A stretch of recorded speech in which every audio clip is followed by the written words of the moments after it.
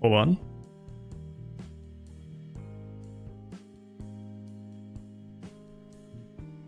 Let me do this.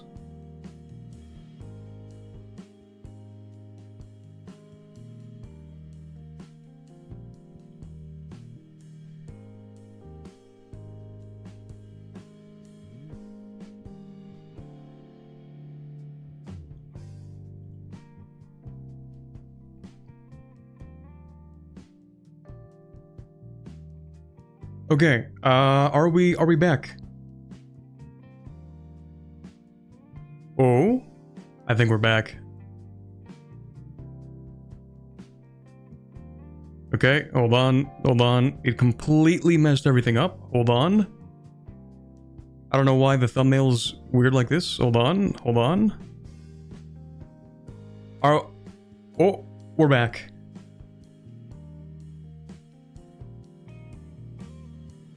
Okay, I have fixed the problem. I don't know why YouTube said, hey, let's auto stop the stream. I disabled the auto stop on YouTube. I turned it off specifically, and it auto stopped anyway. And I have no idea why it did that. Thank you, YouTube. Very cool. Now, let me go ahead and update some links. Because this is, I have to do a new stream. That's great. Thank you. Very cool. Okay, let me do this. Let me do this. Let me do this. Oh, that's broken. Cool. Goes from YouTube to being broken to, we also have Twitter. I mean, Twitter's just a broken website all the time anyway, so. That's actually no surprise.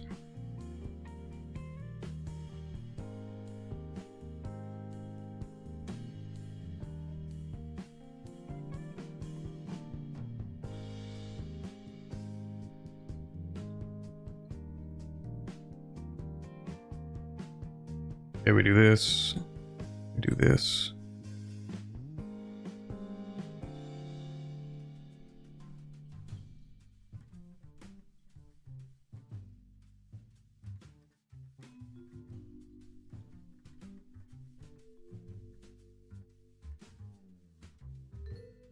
Okay, we are back in theory. No more lag, everything looking good, 0 dropped frames, it's a miracle. See, you want to know what's really funny about this actually, chat? Is that I changed nothing. I changed nothing. I just swapped it back to the thing that wasn't working before. I crossed my fingers and it worked.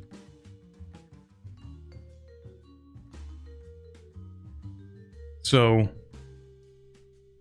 Windows 11, I guess. I don't know. Anyway, I am gonna boot the game back up just to have in the background. Again, no gameplay today.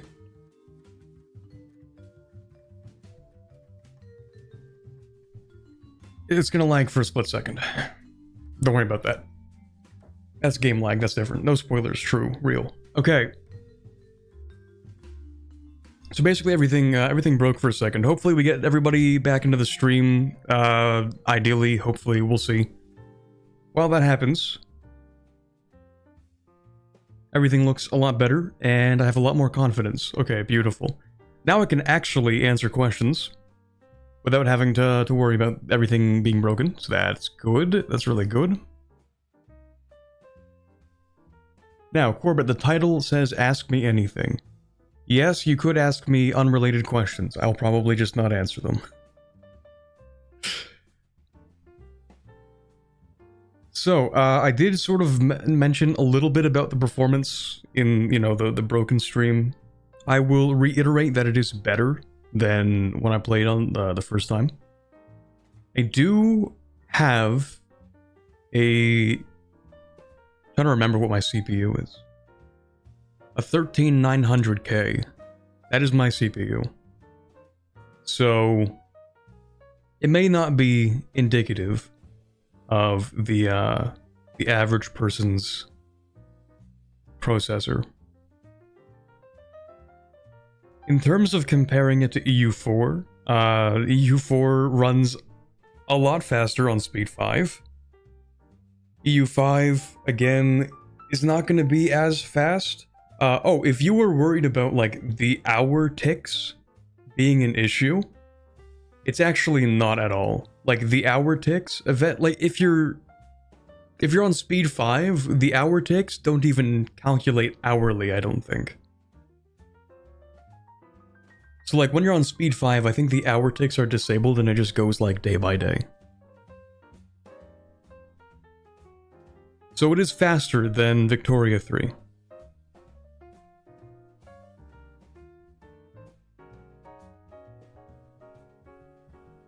How long does it take for a year to pass? I actually don't know. I don't think I've done, like, a speed 5 for a while. Actually, you know what? You know what? Let me check. Keep in mind, I am streaming, and I do have YouTube Studio open. So, however long this is going to take, it's going to be longer than when I'm not streaming. Will Anbanar mod be compatible with EU5? You mean in terms of, like, can they translate a lot of the stuff over?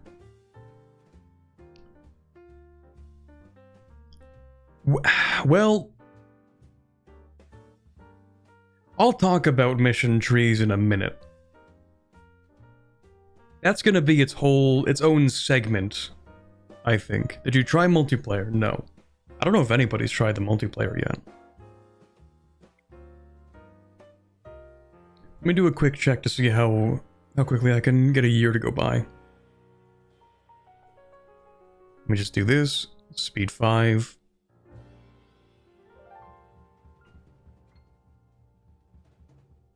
So I've started it, and then I'll let you know when a year has gone by. RPU's worthwhile. It seems like it would just be worse conquest from what I know. Kind of depends on the PU.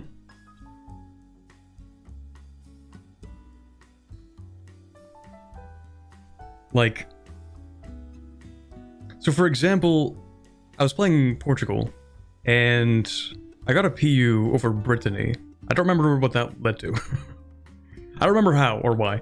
But I got my PU over Brittany, and Brittany was actually still a vassal of France. It was really weird. So that one I think wasn't really worth trying to invest into, because, well, they just got annexed at some point and the union dissolved. Or rather, because they were a vassal, they could actually have their subject type changed, and you can change vassals into fiefdoms. And fiefdoms are ruled by the ruler of the country. It's like a vassal, except it doesn't even have an independent or like a subjugated ruler. It's literally just directly territory of the king, for example, right? Which dissolves the personal union. That's what happened. Also, a year has just gone by. So from when I said I'll start to now, that's a year going by. That is while streaming with YouTube Studio and everything on speed 5. That's that.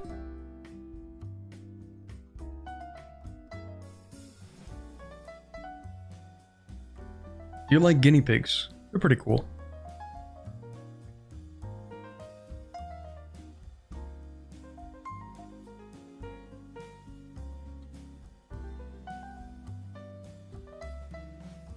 To continue on PUs though, they're kind of interesting. They're different than the way that you've seen them before. So I'm sure if you saw my Naples video, you were like, man, PUs are kind of crazy. You can literally just feed money into them for an instant annexation. Not the case anymore. You have to go through a series of like reforms for your personal union, for the policies, and you can only do one every, I think every 5 years or something. So like it actually takes time to integrate them now. And when you get down to unification, which is like the last one, the union has to exist for at least 50 years.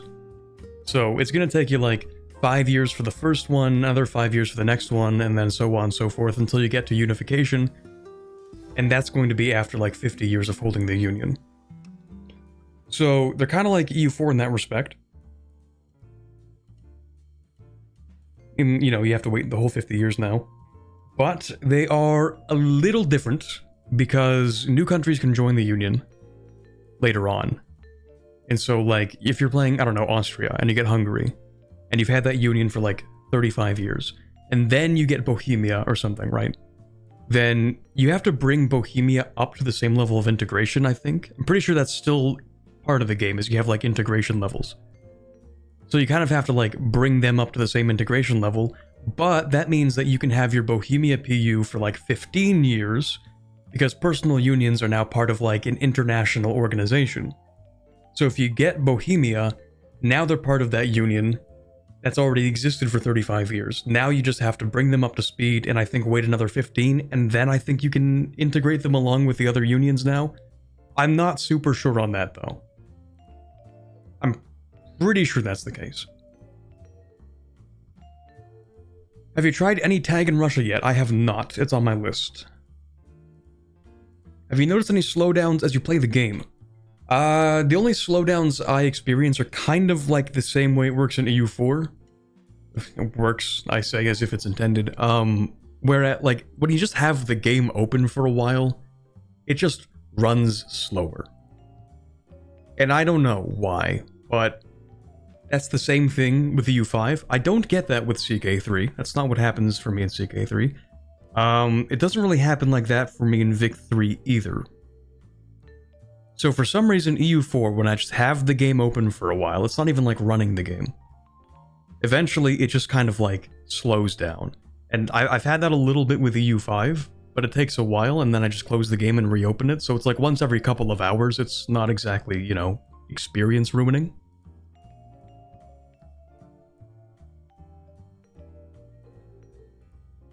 Right, somebody asked if I discussed Parliament at all yet, and I have not. Parliament it's kind of like how you've seen it work in previous videos. So, you know, you use the Parliament, you put it in some location temporarily, and then for the duration of the Parliament being there, you know, vote on something, you get support from the estates, you can buy support from the estates, you can also spend support from the estates to do a couple of things, like, you know, like, you can ask for the CB. People have mentioned the Parliament CB. You can ask to change a law. You can ask to raise levies, like more levies. You can ask to increase taxes, that kind of thing. So the next question, of course, would be like, is the CB from the Parliament overpowered? And it's definitely stronger than most CBs. To let you know, you actually can fabricate CBs a lot easier now. So, like, claim fabrication, we're so back, pretty much. There's a lot you can do with that now. It's pretty much the same as EU4, you know, use spy network, get 20%, and then you can fabricate a claim. It does actually take time now, though. You don't just get your instant claim, you have to wait for it to be fabricated. And I think it's only in adjacent provinces, so like it's kind of EU4-esque in that sense. It has to be adjacent. I don't even think C zones qualify. I think it has to be like actually adjacent. So that's a little different. I'm not sure how that interacts with islands, for example. I'd have to check. The Parliament CB, on the other hand, lets you get a CB on anybody within range, kind of. So, like, you're playing France and you want to use your Parliament to go to war with Sicily, you can do that. So it's like a wider range CB than claims. Of course, you can still no CB, and no CB isn't too painful to do.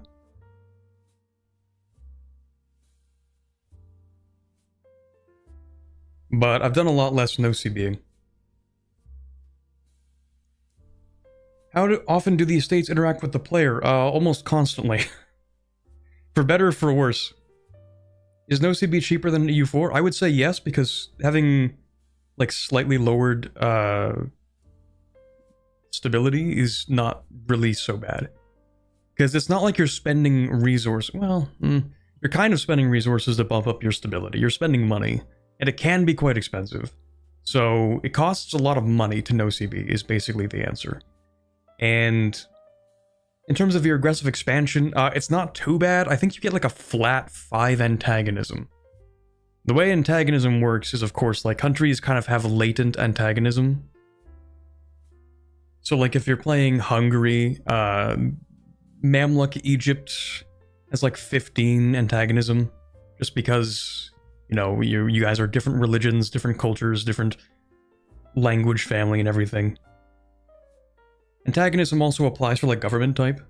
So if you're, which I'm a big fan of. So like, I feel like when you go revolutionary, a lot of countries are going to gain a massive amount of base antagonism towards you because you're like a revolutionary republic, and that like threatens their order, you know, the old order, the old regime, if you will.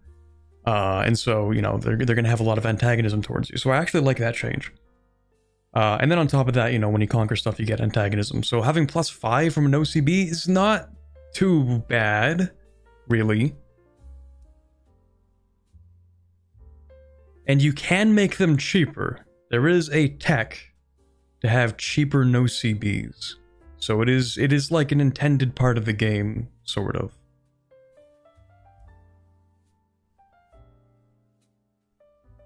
Do you think world conquest is possible? I think someone's gonna figure it out. I am not gonna be that guy. That's not me, personally speaking. To give you some perspective, as Portugal in 1530, I had not finished conquering Iberia. So, if someone's gonna do it, it's not gonna be me.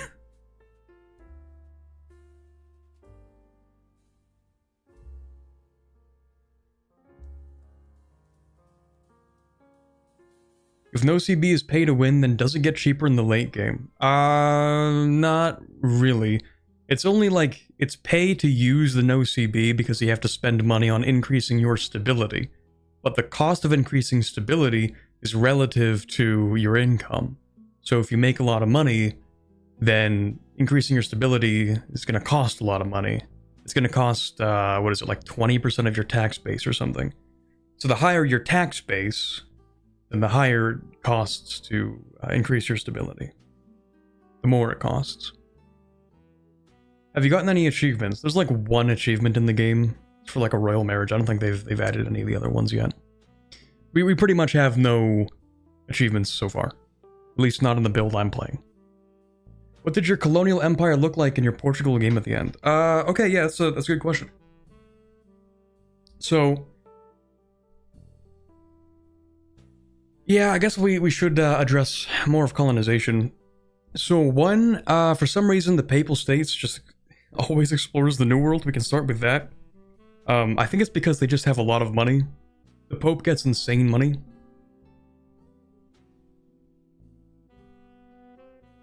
Is Sweden overpowered? Yes. Just kidding. I don't know. I haven't played Sweden yet. Do you already have a country pegged as your first country to play when it becomes official? Not yet. Does the game open faster than EU4? Yes, it's like instant. It's like actually instant.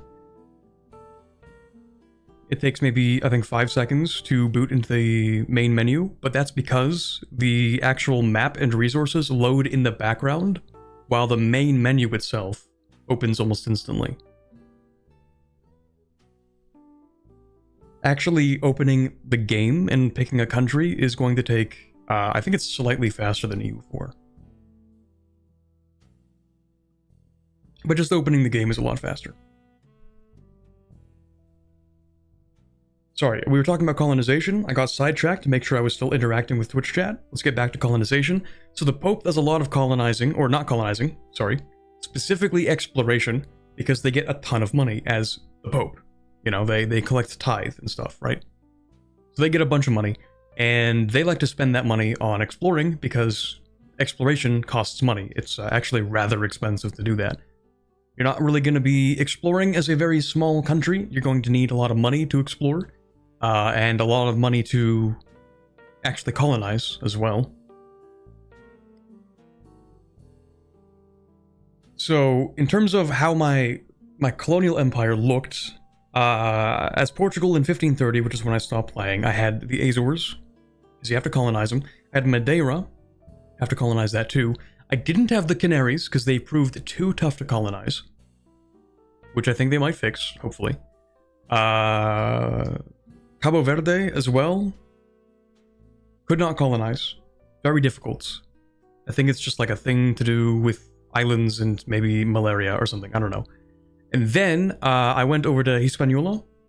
Took Hispaniola. Just colonized it. Also Cuba and Puerto Rico and Jamaica. And I didn't bother with the little islands, but I also started a little bit in Brazil. So that's kind of what I did with Portugal. Now, we have to address something that I really hope is fixed by the end. They are aware of this problem, and so in theory it'll be fixed by game launch. But we need to acknowledge one very large problem with colonization right now, and that is that the AI kinda doesn't do it. At least from what I've seen so far. That's kind of one of the main problems.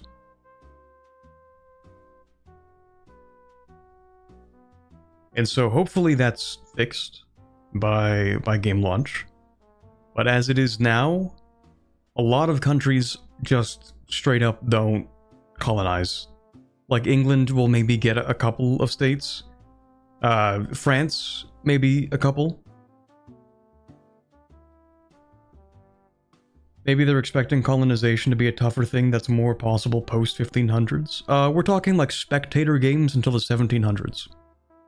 Like that's what we're discussing right now. In fact, let me see what I can verify with that. Hold on. Let's see. No, it's not in there.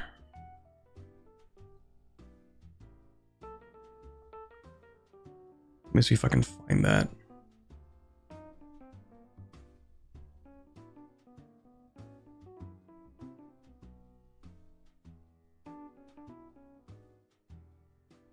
Let me see.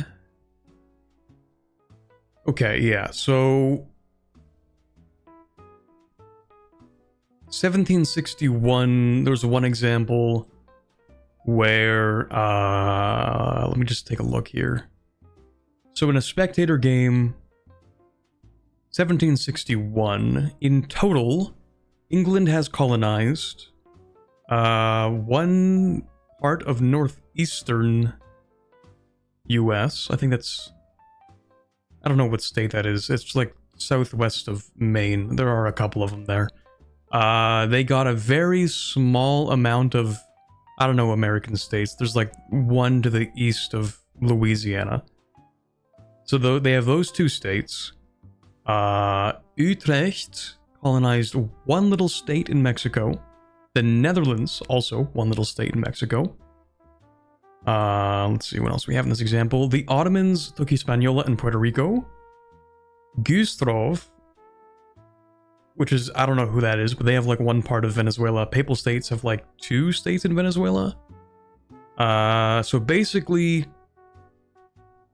just from what I've seen so far, there is very minimal colonization by the AI. And we're hoping to have that change. Hopefully. Like the Papal States had one state in Brazil, and France had like two locations in Brazil, and that's like all of the colonization in Brazil. So if that gets changed, that would be great. Because colonization just kind of isn't happening. And so, hey, we'll see. We'll see what that turns out to be like.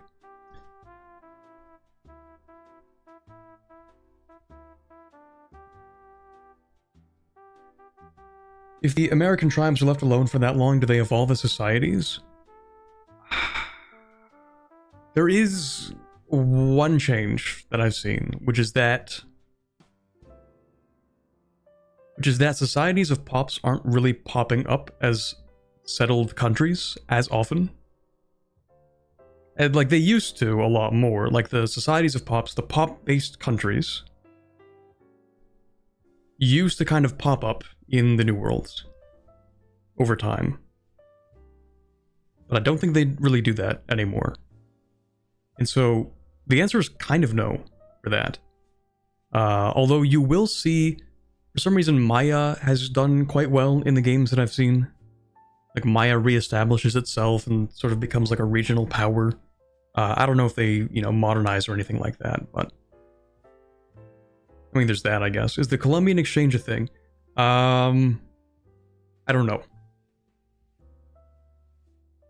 I don't know about like RGOs changing yet.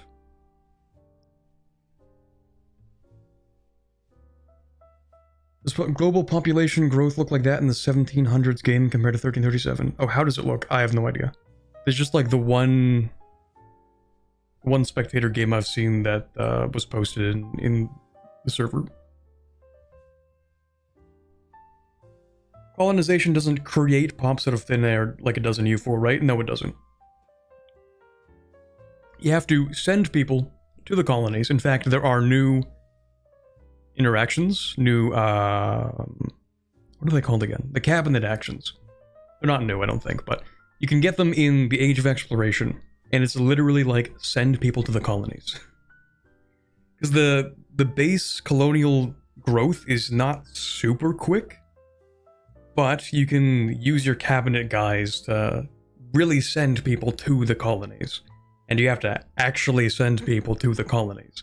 And depending on what state you choose, they will actually be of the culture and religion of that state. Pops will actually just get up and move to the colonies. Now that being said, there are already people living there. Obviously. So, when you colonize a province, and it becomes under your control, you're going to have a certain number of people that you've sent over, and a certain number of people that are already living there. And basically, I don't know if there's a way to not do this, but it just kind of ends up enslaving the people that live there.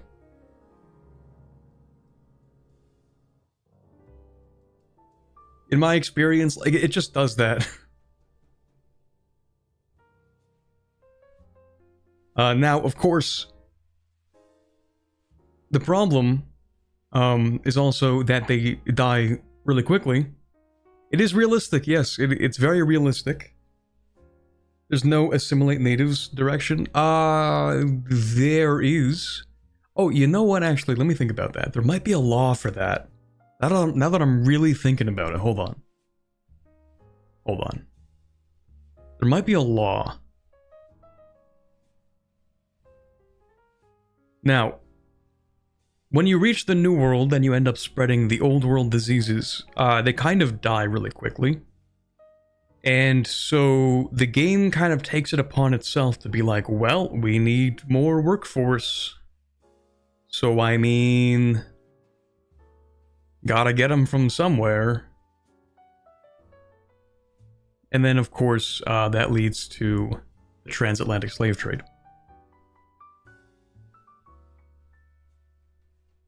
I think if you want to... Hold on, let me actually check. Because I don't remember if that's a law or if I was, like, doing Iberia roleplay. Where I was like, let me just do basically what Spain did, but as Portugal, right? Hold on, I can check real quick. Laws, let's see... What are my colonial laws? Right, okay, yeah. So, you have a policy, and I was wrong, you actually do not automatically enslave them. You have different options. It turns out I actually just pressed the subjugation one. But there are different options. You have, like, there is an integration option. There's one where you just do, like, the thing that France did, which was just trade. And then or you could do, like, the Spain thing, which is just straight up enslavement. Are there pop markets for buying people? So I think the way that EU5 implements the slave trade is that they're both considered pops and goods simultaneously. So if a slave good, and that's necessary for like market pricing to actually like have the whole system work. So when people are purchased and sent across as a good, it also attaches a pop to them, I think.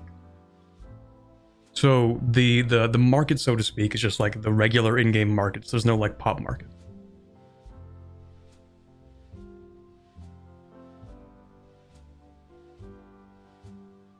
So yes, assimilation is definitely a thing in the game. It's actually one of the core mechanics.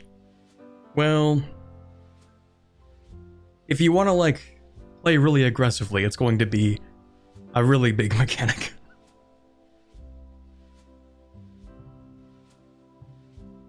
I'll answer a question from Twitch chat real quick. Are there any countries that can avoid the Black Death? Yes, if you play in Greenland, obviously. You can just cut off your market. But also, if you're far enough east in Asia, then like in Indonesia, I think you can avoid it entirely. West Africa also, I didn't get the Black Death, so I didn't really have to worry about that. I did get the Black Death as Tibet, but it wasn't as devastating as the Black Death usually is in Europe. Chat isn't showing up on stream anymore. I don't know how to fix it, to be honest. I just kind of roll with it at this point. I don't know. Oh, hold on. Are we good now?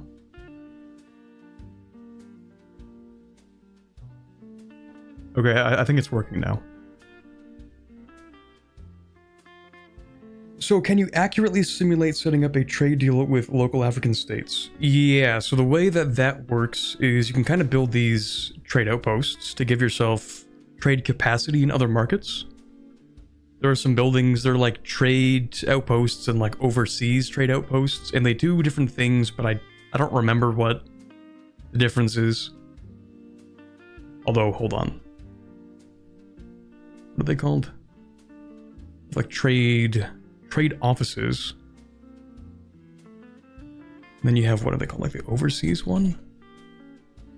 Yeah, so you have trade offices, which are, I think, for same continent, and then overseas are for different continents. And I think they require different things or something. I don't know. I'm not going to look too deep into it, but yeah. So you can set up like trade capacity in other markets. And then also you can... There is something called a slave market. It is a building that you can buy. There are two buildings. At least that I've unlocked in one of my campaigns. The slave market and the slave center. And those actually both just operate like in a specific location. And they basically produce slave goods from population. So there's like a monthly enslavement modifier and stuff like that. And so you can build those in actually other places. So if you, like you're playing, I don't know, like Spain or something, you can actually build one of those in a market in Africa. And so like you build the buildings that basically produce the slaves, or they can also build the buildings themselves.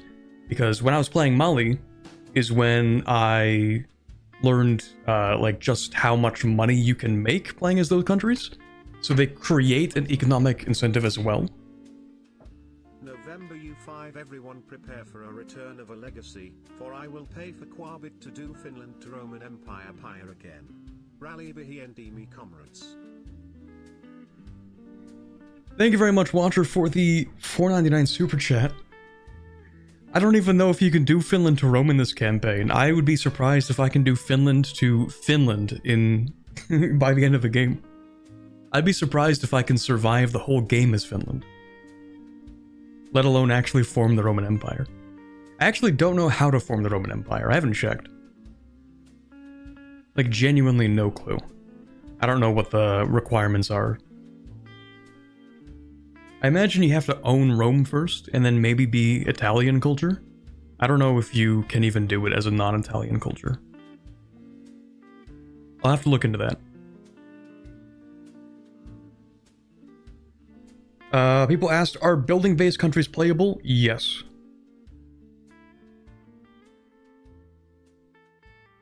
I think. Actually, I shouldn't say yes that confidently, because I haven't done it myself. I know that they exist. Hold on. Can you play as... Well, maybe you can't. Maybe you can't. Hold on, maybe I lied. Maybe you can't play as Begs.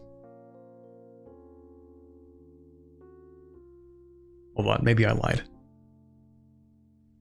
I was so confident when I said yes.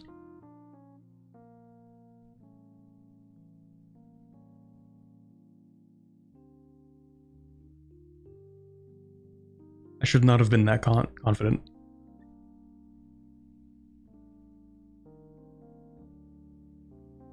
I figure they will be at some point if they aren't. But I'm just gonna do like a fresh check. Finland to Rome when? Didn't the Ottomans say they were the real Roman Empire? A lot of countries did that. Also give me a second, I'm doing background things. I'm getting a slight frame drop on my end.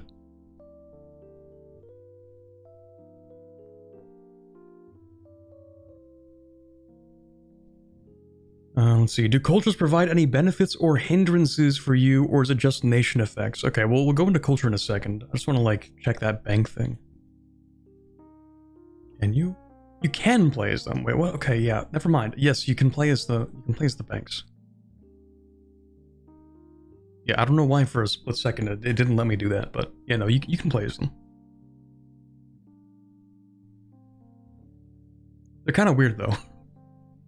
I should actually play them at some point, but yes, okay, they are playable.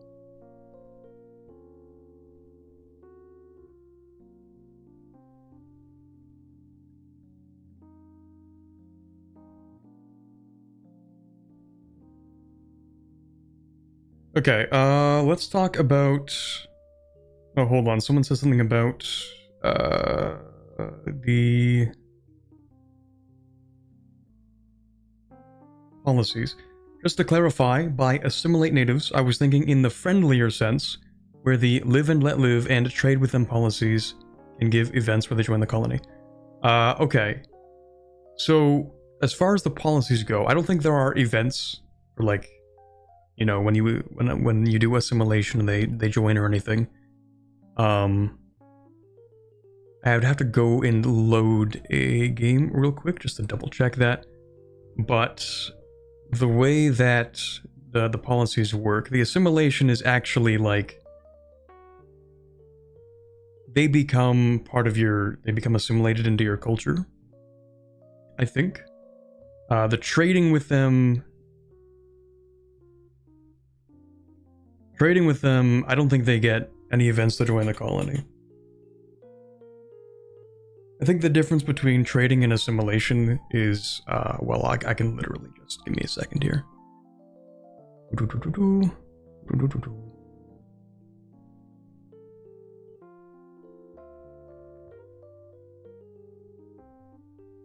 If you trade, then you have less colonial maintenance, and the SOPs like you more.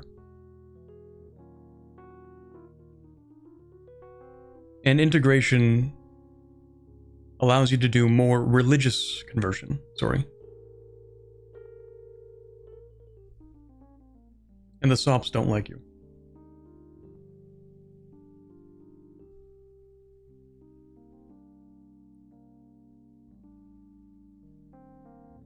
Also, there's some other questions I want to answer.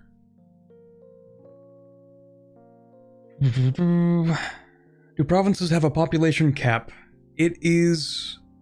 I mean, yes, but you can increase it. If you have, like, irrigation and stuff, you can increase the population cap. And actually, the higher your population cap relative to the population in a province, actually the faster it grows because of the amount of available land. So a very densely populated location that's, like, near its cap is not going to grow as quickly.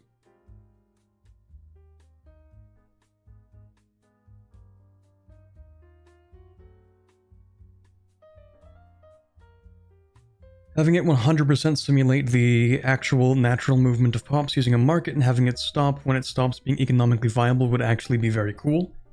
I think we are going to see something kind of like that. Except for most of the timeline that this game is going to take place over. Even in real life, most countries did not abolish slavery by this point. So like, even Britain in the timeline of EU5 is only going to abolish slavery in the Empire a few years before the end of the game. I think, if I'm remembering my history correctly.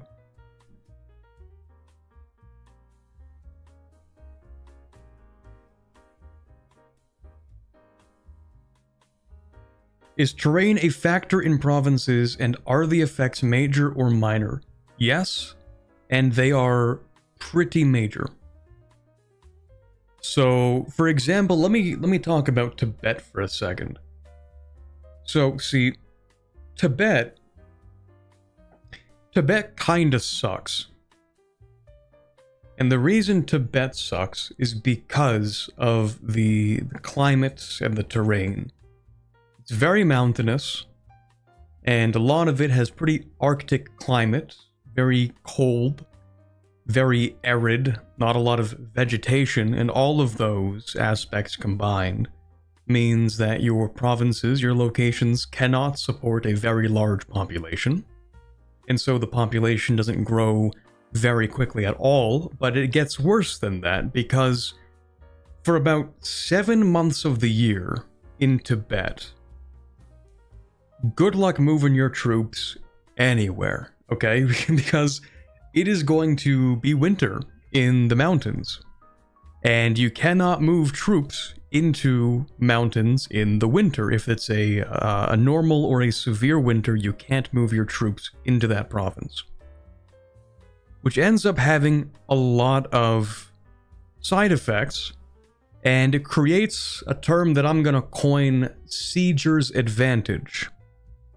Which is that if you're playing a country that's defensive in mountains, then your forts are going to be a lot easier to siege. Does that make sense? Not really, but it is what ends up happening. And that's because if you're on like a fort in the mountains and it's winter, then you can siege, right? Like the siege timer still happens. But the defender cannot move into that province because it's winter in the mountains. So if you create mountain forts, the enemy is going to have like a good 7 months of the year where you cannot react. You can't even move your troops into that province. So they get free siege for months. And it's very frustrating playing as Tibet. Because it's like, oh, it's November. I guess I'm gonna have to wait until May to fight that army. So it's very frustrating. But in terms of construction, I think they've actually improved the construction during winter. That's the other big thing. Outside of like, oh, there's, you know, how much food you get from a province, that has to do with like vegetation and stuff, I think. In mountains, I think you get like minus 50% population capacity or something. Like, it's pretty big. Pretty big effects. So like in Tibet, the best places to build towns are mostly in the plateaus. The plateaus that sometimes have continental weather.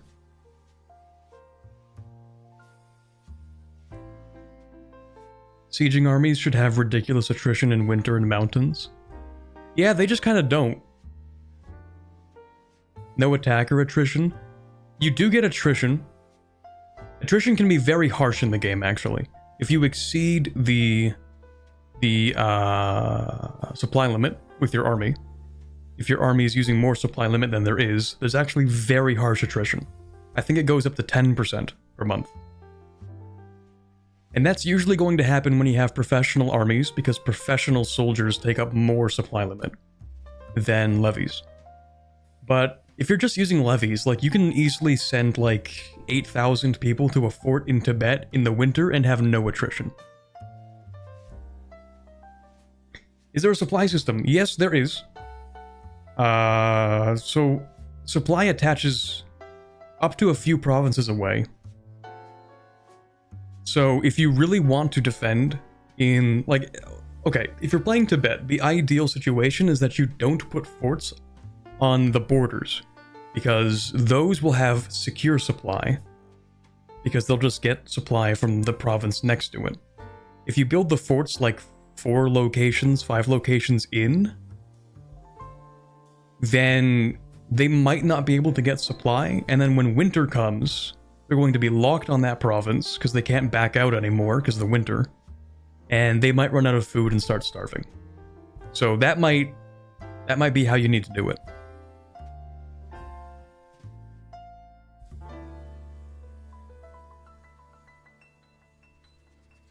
In terms of disrupting their supply, I mean, yes, if you can go around them and siege their stuff so that they can't actually connect a supply line, then, I mean, yeah, you can disrupt their supply, then their food will deplete, and when food is depleted, yeah, the attrition becomes very harsh when food is depleted. I think that there should be, like, a base amount of attrition in the winter, maybe. Because, like, it's not just about running out of food in the winter, like, people just straight up die. They kind of did that in the winter when you're on campaign with your army. They die from the cold and various other things. It's not like just running out of food. So I think maybe, I don't know, I'll send that suggestion along, probably.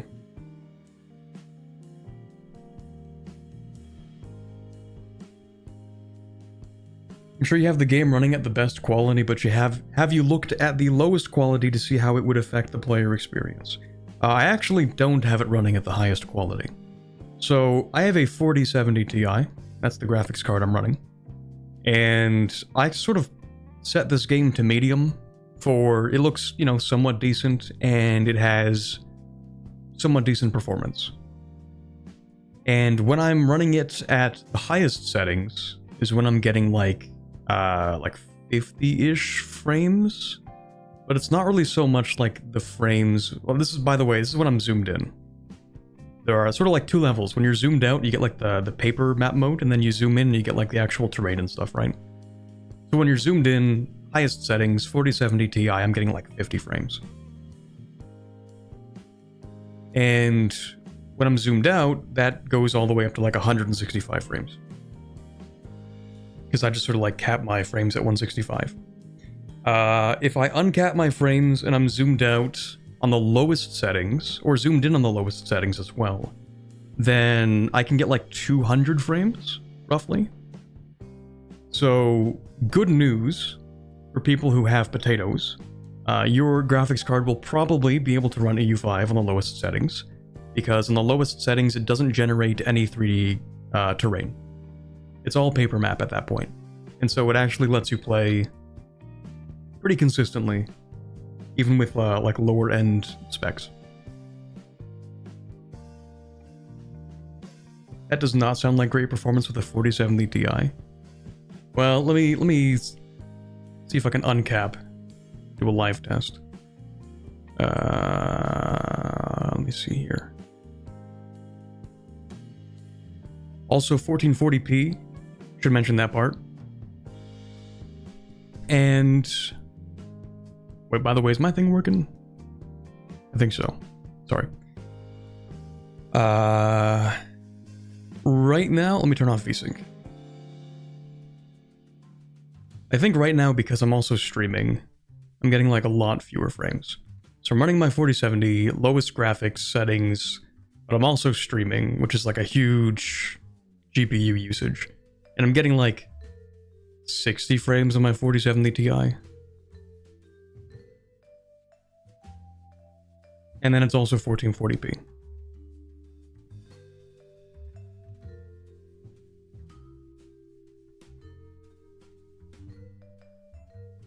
What's your CPU? It is it's a i9 13900K.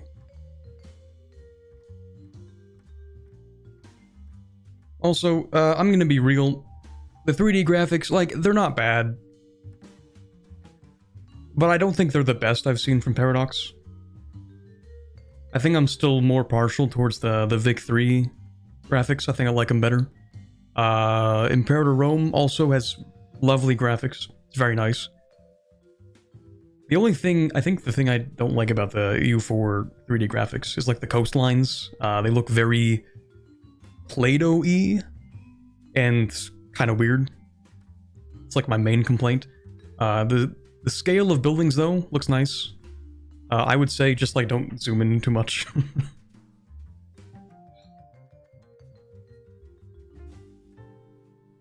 Did you read my question before? I don't know what your question was. You'd have to type it out again. Have you played as a subject or junior partner? Yeah, not yet. I would like to do that at some point. Lower end specs having lag issues as the game progresses on the current build. I imagine they probably would, yes. How is the AI compared to EU4? Can you easily piecemeal out strong enemies? Okay, yeah, let's talk about that. So countries in EU5, you can literally just pay them to screw off. Maybe a little more than you should be allowed to be honest. So, for example, playing Tibet, India likes to steal your lunch money when you're playing Tibet. And in many cases, in India, a very large country, like a remnant of the Delhi Sultanate, is going to split off and it's going to have like 3.5, 4 million people, and it's going to, or no, sorry, not 3.5, it's going to have like 25 million people. It's going to be very strong, it's going to have a lot of allies, and those allies are going to abuse their alliance with that country, and they're going to attack you. They're going to be like, pay up, okay? We're going to want some part of Nepal, we're going to want money from you, we're going to want this and that, and they're going to call in their big brother to come and fight you. And they're very scary. But, fortunately, you can go to that country and say, hey, I'm going to pay you like 200 ducats to leave this war. And they will most often take the deal. They'll be like, alright, sounds good to me. So you can pay them, they leave the war, and then you deal with the little guy that decided to fight you. And that is how actually most of my expansion went as Tibet. Was countries declaring war on me, calling in a friend, me paying that friend to leave, and then beating them up. Should consider EU5 3 mountains content/s. I have to get through EU4 3 mountains first. I'm actually starting that either next week or the week after. Hopefully I can do it like relatively quickly. Seems a little bit broken. It seems kind of... Well... It depends. See, most of the big countries, when they're called into war, don't really want to be there too much. If they don't really have like an interest in the war, their ally just called them in because they want them to carry them, but they're kind of self-interested. And they're like, you know what, like if you pay us enough, we don't really care too much. You know, like we're gonna leave if you just pay us enough money. Because honestly, like they don't care that much. However, I should note it takes a year. So you do have to survive 1 year and then you can pay them to leave. Now for some countries you can pay them like $5 and they'll leave. For the bigger ones though, you'll have to pay them like 200, 300 and then they'll leave. Does the AI also pay you to leave the war? Yes. There's a lot of like paying people to leave wars in EU5. So one of the big examples I had was as Portugal, I allied France. And the 100 Years' War was going on for like 150 years. It goes on a while. For some reason, France just doesn't really take too many of the provinces they need to end the 100 Years' War. And England has like no shot of winning it. Not really. But basically, I would, you know, honor my alliance with France.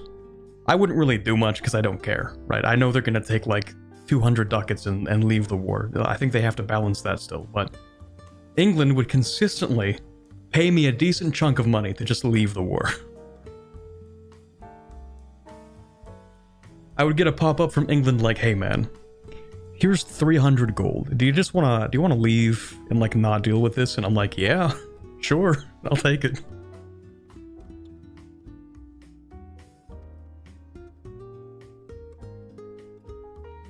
Actually, does my mute work? It does, good, okay. I just coughed really loudly, so.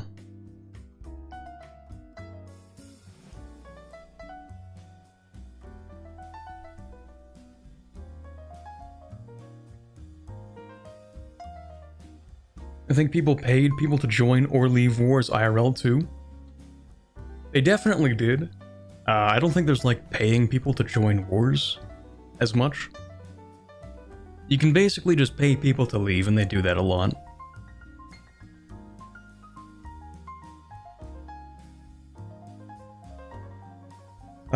Let's see. Is this still the case for historical friends and historical rivals? For debuffs. Don't forget to know what the Tibetan elves. Thank you, Isaac, for the $2 super chat. Anyway, moving on. Sorry, I got stun locked for a second there. So, I actually don't remember if there are historical allies or historical rivals. I don't think I've seen that yet. It probably does exist between countries. It's probably like a little bonus or malice in opinion, but I haven't really noticed it. Do you know what the goal for this QA round is? What are they asking you to look at or test? Basically like anything. Anything that we have concerns with. Anything we want to bring up with them, and that sort of deal.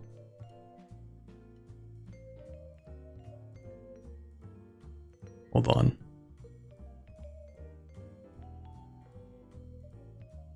Yeah.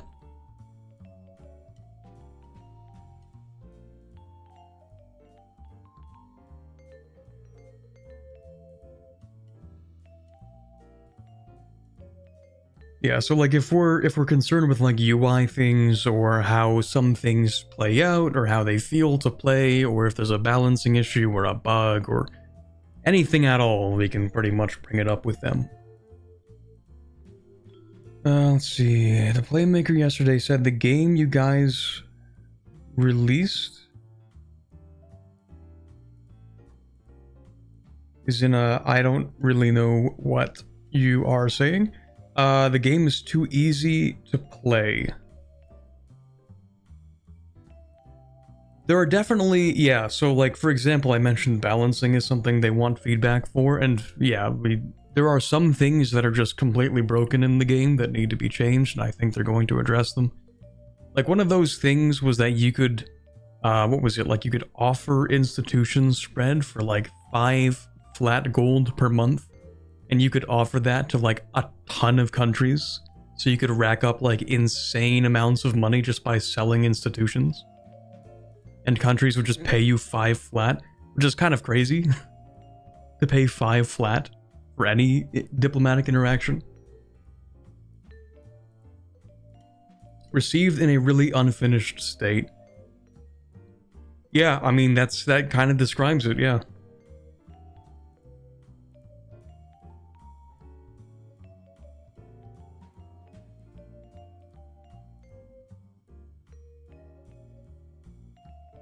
Like, to be honest, I was kind of surprised with the announcement.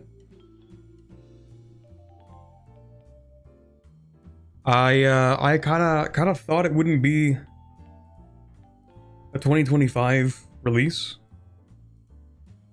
which also kind of lights a fire under me because I have to do the 3 mountains still. Yeah, I gotta get through that. I have to do 3 mountains, and unfortunately the mega campaign might even have to wait until next year. So we'll see about that. But anyway. Yeah, there are a lot of things that still need to be changed in the game. I have a lot of concerns with, like,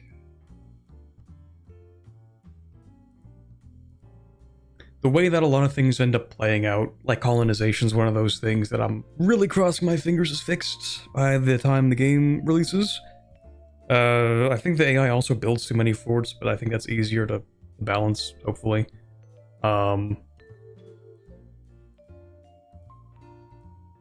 AI armies are, they're just AI armies. They're gonna do what they do. The vassals are often annoying to work with.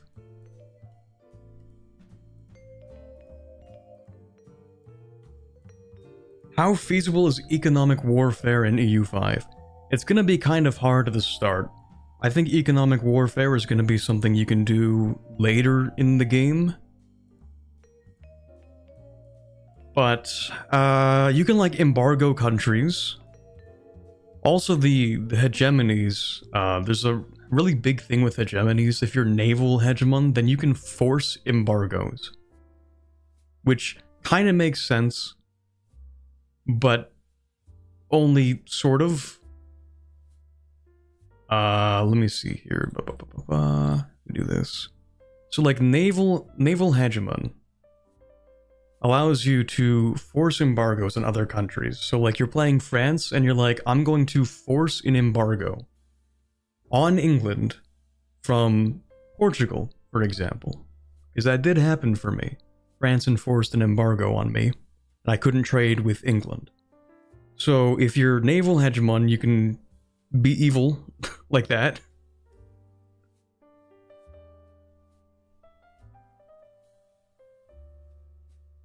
You can also embargo other people, like, if you produce a good part of, let's say, I don't know, paper, and let's say that other countries really buy that paper, like a lot of it, and you decide to embargo them, then you can really cripple their paper market, for example.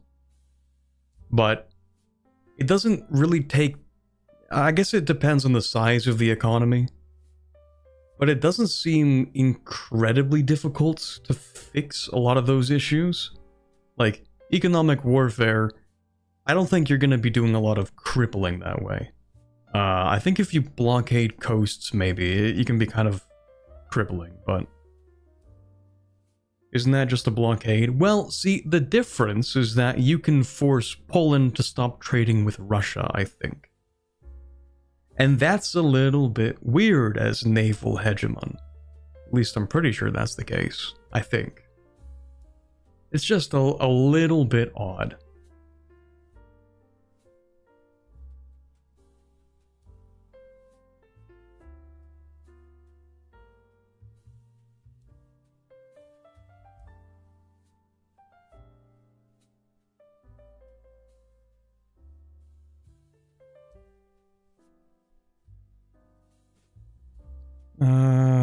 Let's see. Any idea how many goods there are? A lot.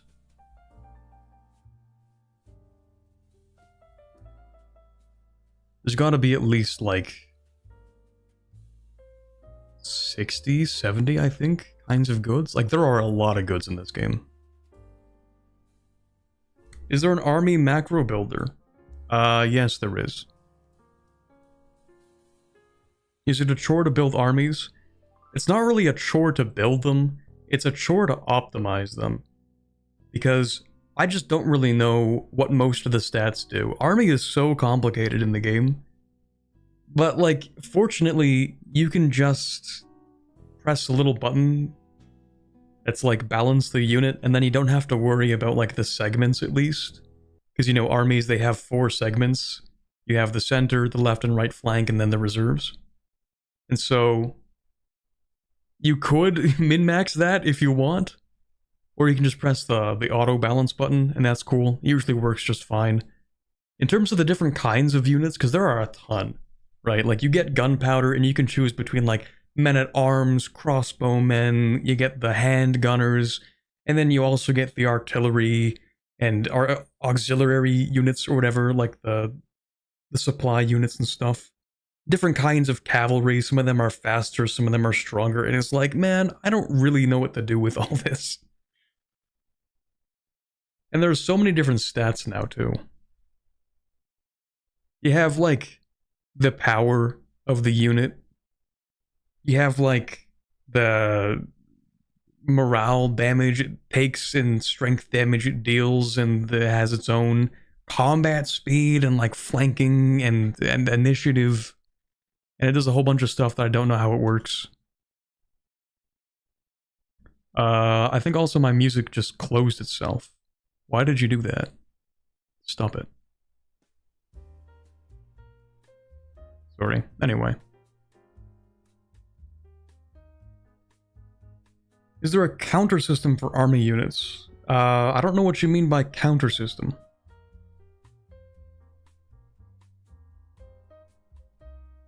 As if the combat calculations in EU4 weren't complicated enough. EU4 combat is actually not that complicated. When you compare it to like all of the other Paradox games, EU4 combat, aside from Victoria 3, might be like the simplest combat system. Like CK3's combat system is more complicated. You have like a bunch of different counters and stuff. The Hoi 4 combat system needs no explanation. Even Stellaris combat, like, damn dude, I have no idea how any of that works. Oh, counters as in, like, units counter other units. I see. I don't think so. They each have different stats, so I think, like, crossbows have more initiative or something, which means they join the battle sooner. So they can do, like, an early barrage on the enemy army. I think, maybe, or something. I don't remember. Yeah. There are, like, the units just have, like, different stats and stuff. I don't think there are necessarily counters. There are also improvements in, like, how terrain affects combat. So different units will have different combat effectiveness, or terrain effectiveness. So obviously, like, your cavalry is not going to do too hot in the mountains, that kind of thing.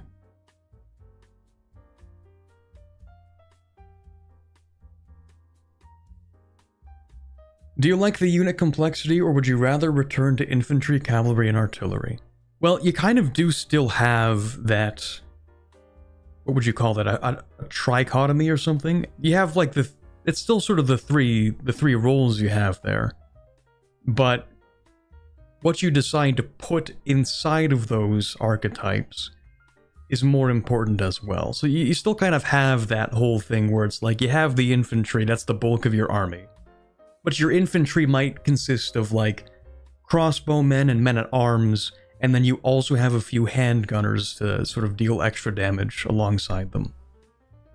So, like, your infantry is going to consist of multiple different kinds of units now. And then your cavalry can have, like... I think light cavalry engages faster or something, and heavy cavalry takes less damage. I don't remember, but that kind of thing. Artillery, I think, is the only thing that's consistently one unit. I think you always just have the same artillery, but you might have, like, special kinds for different countries.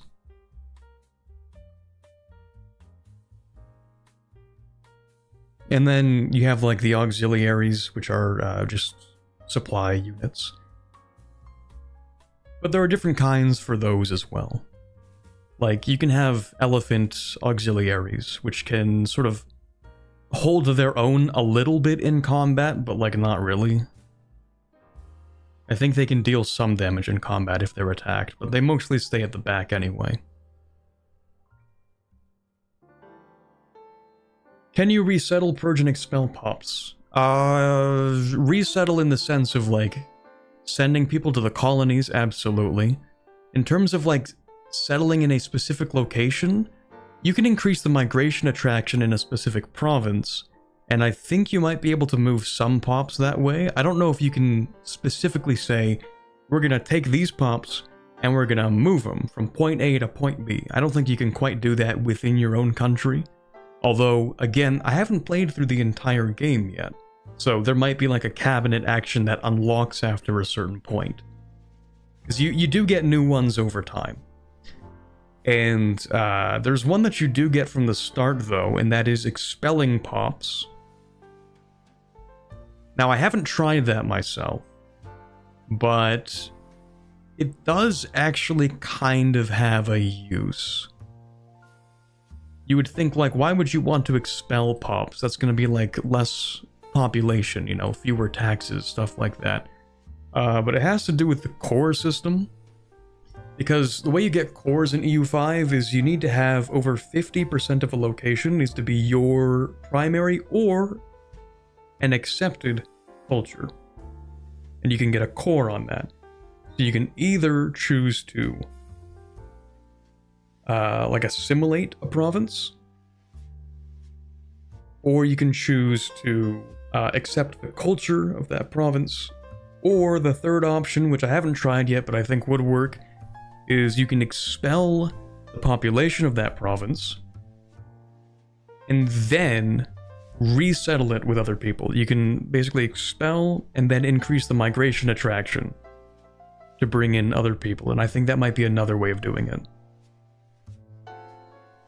So you do have some control over your population using the cabinet features, but again, that's when we get into opportunity cost.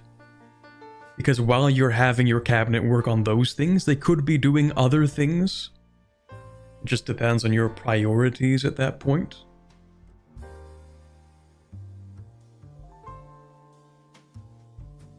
Pips versus stats. I don't think we have pips in EU5.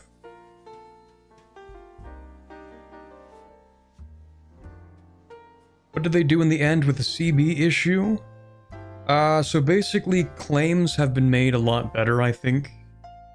I think one of the main problems was that claims were almost impossible to get at the start, because you couldn't really, like, fabricate them, but now that's different. It's much easier to fabricate claims. So it's like anything that you border, I think you can fabricate a claim. I think you can fabricate a claim on anything that borders a subject or yourself, I think. I'd have to double check that. You can also, well, no, hold on. I think claims specifically have to be bordering...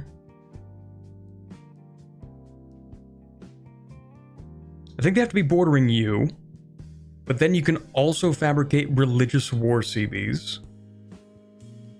And that doesn't have to be bordering you. I think you can have your subject border them as well. Fabricate a religious war CB. And that can allow you to take territory. And then there's the Parliament CB, that's classic. I've found myself doing a lot fewer no CBs, if that helps. In this version. Would you prefer EU4 or 5 when this game releases? It's gonna be different things for different reasons. If I want to play modded, like Anbanar, obviously it's EU4, because the mods won't be integrated yet. I think when EU5 releases, I'm going to play a lot of EU5 for several weeks.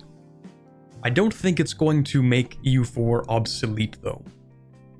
I think there are some things that EU4 does a lot better than EU5 does.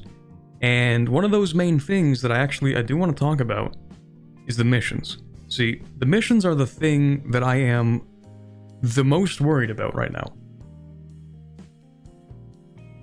Because the missions, I just don't like them with where they're at. So they're kind of like, how many of you have played the Imperator Rome missions? Because if you've played the Imperator Rome missions, you'll be kind of familiar with these ones. You have a little tree. You get to pick from a bunch of different trees. So like you have 3 branches, the economy, politics, and military, or expansion, or whatever. So you have 3 categories, and within those categories you can pick between a number of trees. So like in the administrative or the economy tab, you might have like, let's make the capital really good, or let's increase infrastructure, or like let's improve trade or something, I don't know.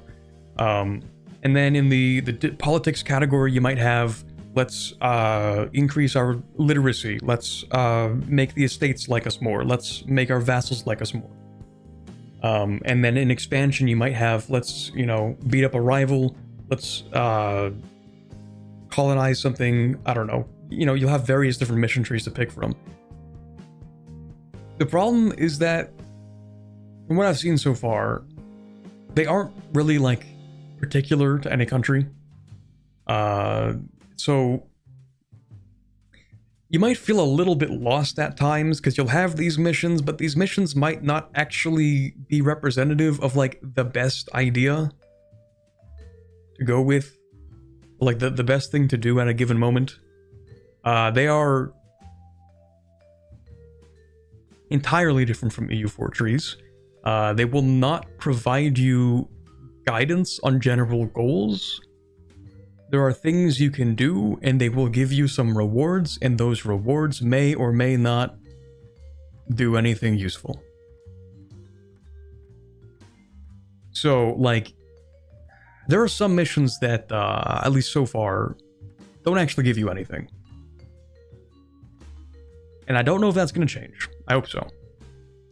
But, like, you can finish a mission, and it's like, congrats, you finished that. Now let's do the next thing, and maybe that thing will give you, like, I don't know, like 0.5 progress towards land focus or something for the next 10 years, you know?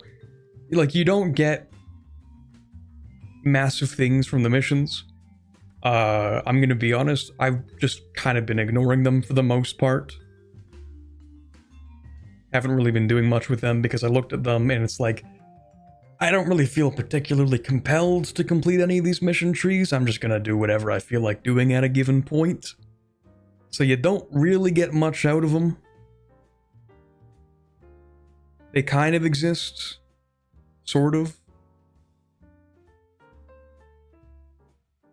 On the forums, the devs have said missions are mainly for teaching you the game early on, at least for now. It definitely seems like a very early iteration of the missions. I think that they're going to change them a lot. Especially because I have a feeling, I don't know if this is true. This is unconfirmed, but I think that the main way that the expansions are going to go down is with giving you additional country-specific mission tree options. So, if you're playing England, I suspect that if there's an England DLC, it's gonna be like, here's a mission tree to establish a colony in Newfoundland, for example. And it's gonna be like, okay, colonize certain locations, build a few things here and there, and then maybe you get like cheaper colonial maintenance for a few years or something. I don't know. Is it Imperator mission trees? For the most part, yeah.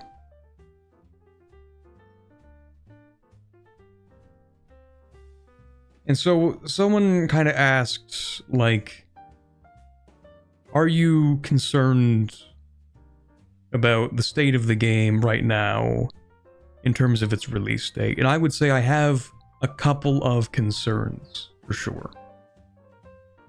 A few things to mention with that. I'm concerned in some aspects that I think need to be balanced and fixed by the time that the game releases. If it released right now, I would give it like a 7.8, maybe like a 7.6. If the bugs are fixed, the balance is fixed, then I could bump that up to like an 8.2, maybe 8.1. Because the thing is, like, there are a lot of core systems in this game that are really solid.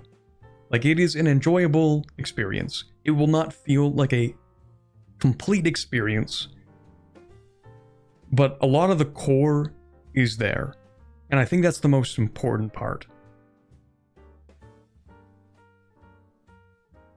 Like, the fact that the economy system works well, the trade system works well, all the things that you would want EU5 to have at the base as it launches works pretty well. There's just a few things that absolutely need to be fixed and changed by launch. And the extras, which is what I would consider missions to be, those can come later. So even though I don't like the missions, that's something that I wouldn't consider as like a massive detriment. The same way that if the economy system was bad, I'd be like, well, this is terrible, right? But if it's the mission tree system, it's like, well, it's not like a super core aspect of the game. Like, it can be improved later. Like, that's fine, I guess. What would you like to add to make it like an 8 or an 8.5? Basically like the improved mission tree, something to give you some general goal to work towards. Like we had a discussion about this, me and a couple other guys in the Discord. And we're thinking like, if you had some overarching goal to go towards, like if the mission trees actually gave you something tangible, I guess, something specific to your situation or specific to your play style even, then that would be great. As it is, they're just kind of there and easily ignored. Where would EU4 be on that 1 to 10?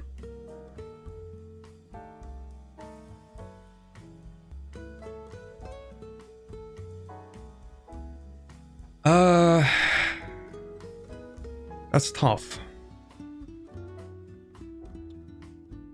Because if I give it anything lower than a 10, I'd have to be like, well, what could you do to make it better?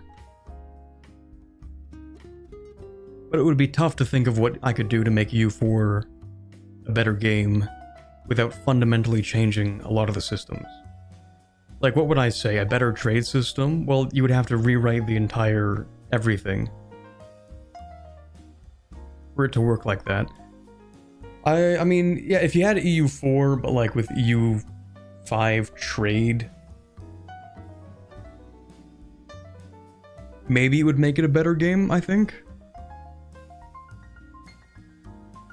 To make EU4 better, you'd have to make EU5. Kinda in a sense, yeah. So in EU4, I guess it would be like a 9-ish, but I would struggle to figure out where I would want to improve the game.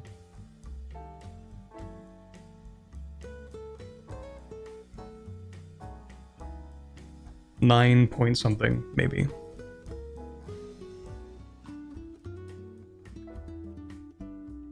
How many custom mission trees EU4 had on launch? 0. See, that's the thing, right? When it comes to like a base game, this is going to be a really good base game, I think.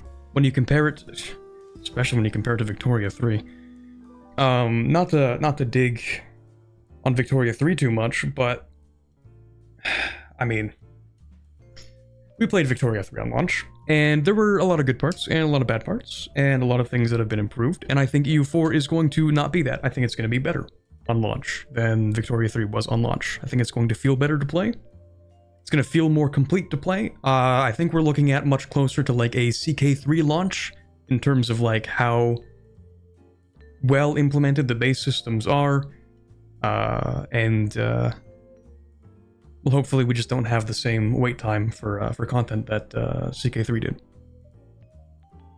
When EU4 came out, it was ass. Well, I wasn't there when it came out, but I did play like a relatively early version of the game, and of course that would be with the comparison of having played the newer version for a while. But yeah, EU4 on launch was like not even close to where EU5 is going to be on launch.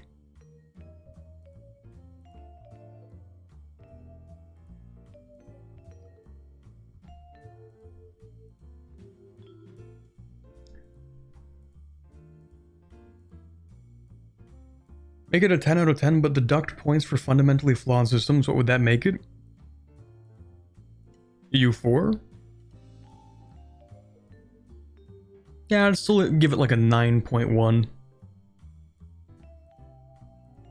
I think the only thing that would make EU4 like a 10 out of 10 game is having dynamic trade. It's just so baked into the game that it's hard to imagine how they would even change it at this point.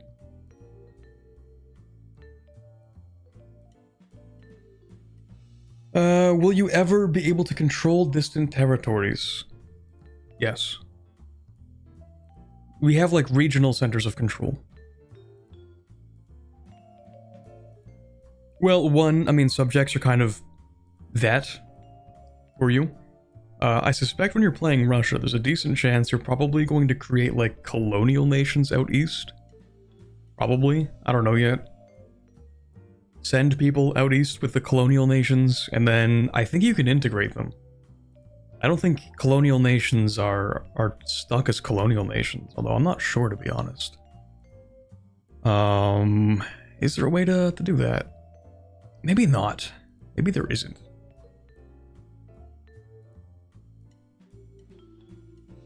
Maybe. I'm using the word maybe very liberally here.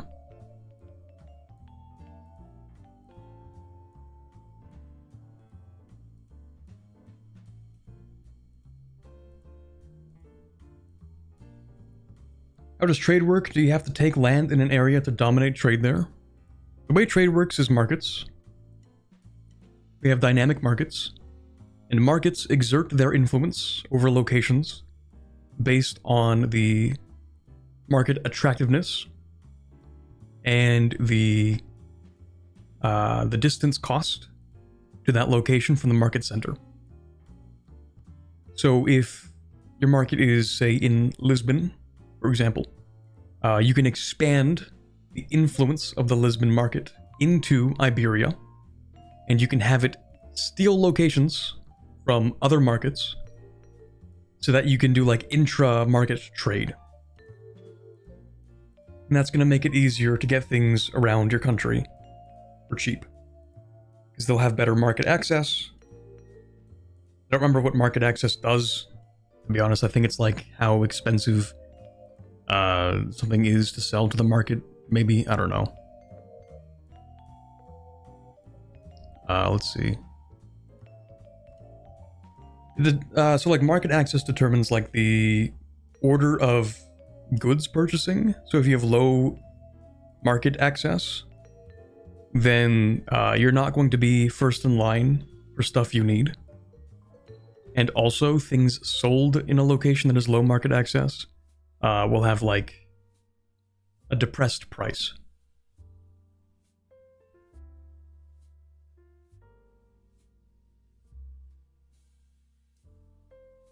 And then you can trade between markets. Your burgers will actually do that automatically.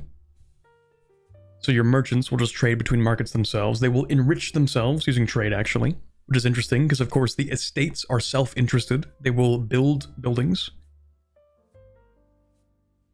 So burgers will build more burger buildings to make more burgers so that the entire estate becomes enriched, so that they have more power and stuff like that.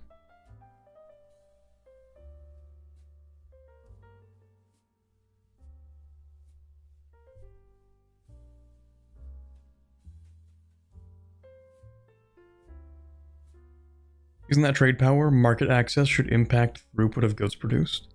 Well, no, so the idea, it actually, I would disagree. It should not impact the throughput of the goods produced. Market access, like this, the same number of things are being produced. The thing is, it's simply more expensive to transport the products you've created to somewhere in the market. Like your market access is low, which sort of simulates the cost of transportation. So if you're super far away from the market center, like if you're like in the middle of Iberia and you're trying to sell something in the Lisbon market, then actually like moving stuff to the market center is going to be expensive, and so that reduces the sell price. That's the idea. It's not perfectly simulated, of course, because that means if you have like a mason in a province, and you want to build a different building in a location. You want to build a building in a location that's literally next to it. That masonry has to travel to Lisbon and then back, sort of. Instead of going from, one location to the next. And that's because it would be really, really hard to simulate sort of like regional goods requirements like that. That's kind of the compromise.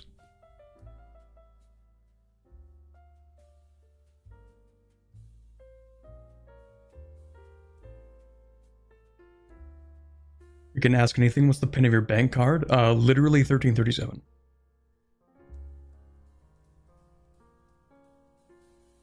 Market access determines how many goods produced reach the market. Well, they determine how expensive it is to sell them in the market.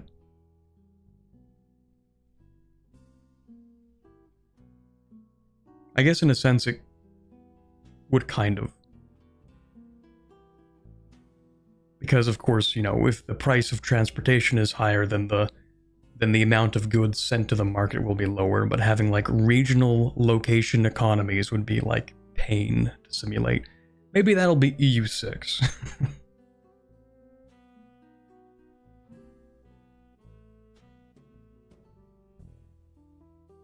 Top 5 things that need to be fixed in your opinion. Top 5 things. 1, bugs. That's an obvious one. Any bugs that feel game ruining, like the market one. Which I think is... I don't know if they said it was fixed, I don't know. We'll see. Obviously, any of the bugs. And there's like a list of them. But... it's not going to be... I think the game ruining ones are going to be a little few and far between. I haven't experienced too many like game breaking bugs. It's literally just been like one run ruining bug and that's it. Out of like the 3-4 campaigns that I've experienced on this patch. And I think that one might already be patched in the internal testing, but I don't remember and I'm not going to like say that it is. Do province capitals have any impact on gameplay? They do. When you siege a province capital, it does the Imperator Rome style thing, which is that it occupies everything in that province. It'll like slowly flip control to you.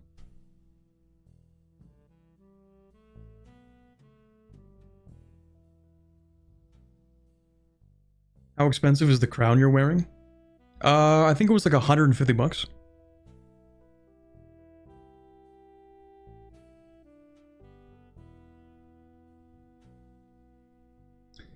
What's the strongest European economy at the start of the game? I think it's either France. Either France or like Bohemia or Hungary or something, I don't know. One of those.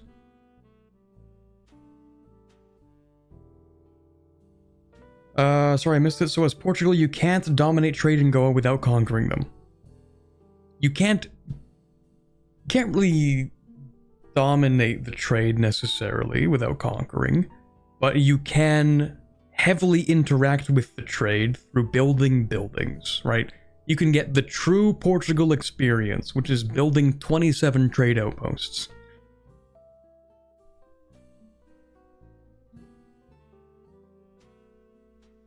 Is blobbing as easy as in EU4?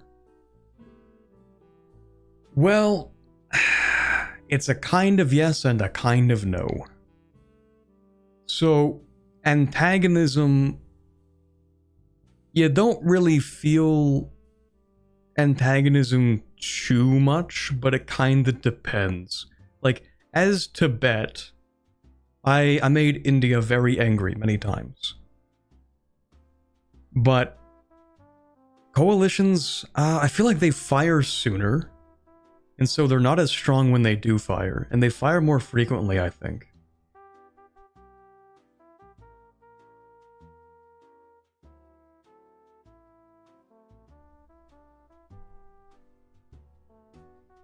But I think I've also seen people be like, yeah, I've got like 100 subjects now, and it's just fine.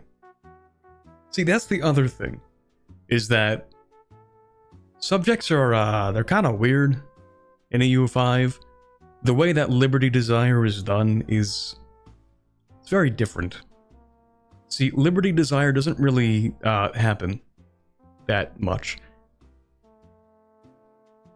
If you can get your countries, your subjects, to like you, then you're gonna get, like, no Liberty Desire.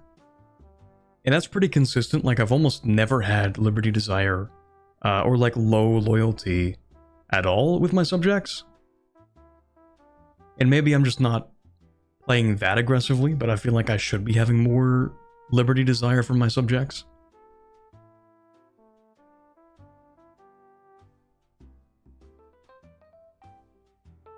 And so what that means is you can build, or you can conquer a good amount of territory and organize that new territory into a ton of subjects. And then you can just sort of slowly integrate the subjects over time. And so if you're fast enough, you can create like a billion subjects, and a lot of them are loyal. And like they don't rebel that much. What's the last version you've played? The version that I'm playing this morning, actually.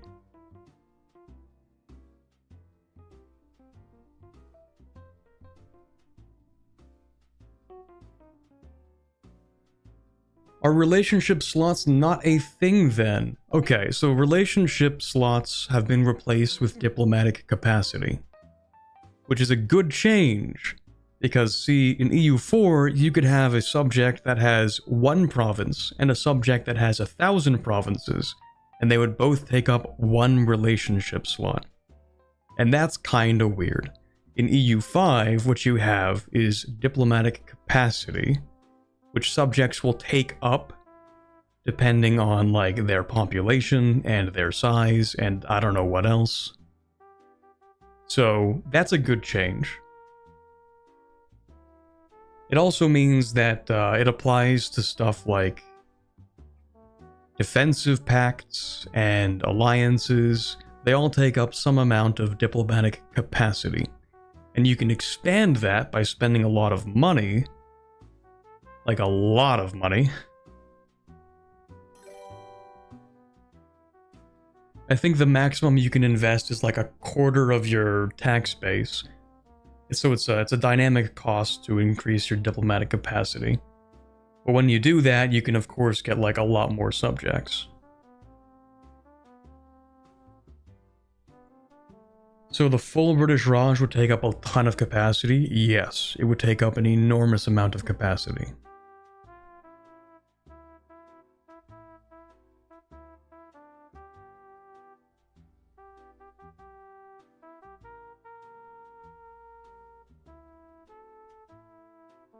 A double question: what aspect of the game do you find the most elaborate and interesting?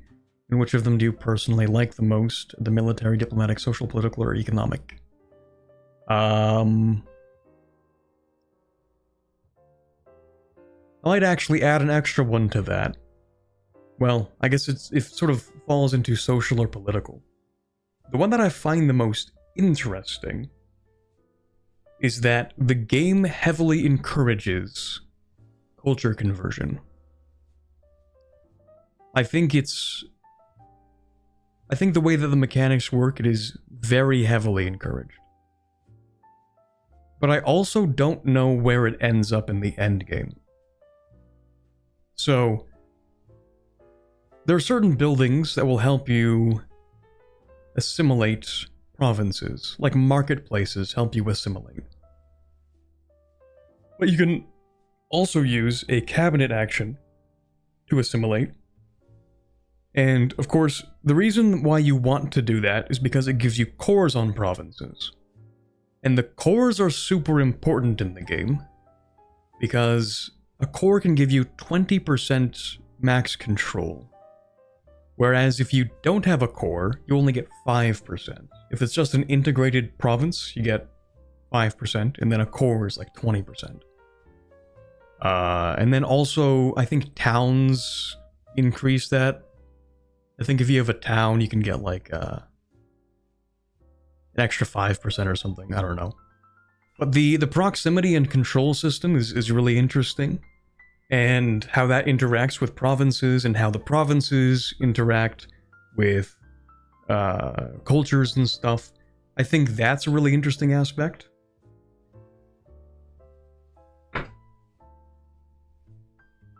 Guessing you aren't allowed to talk about specific content for various regions? No, I can talk about content for...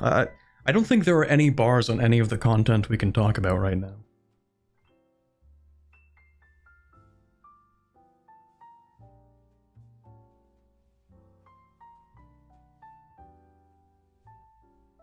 The only thing I can't do right now is show you gameplay.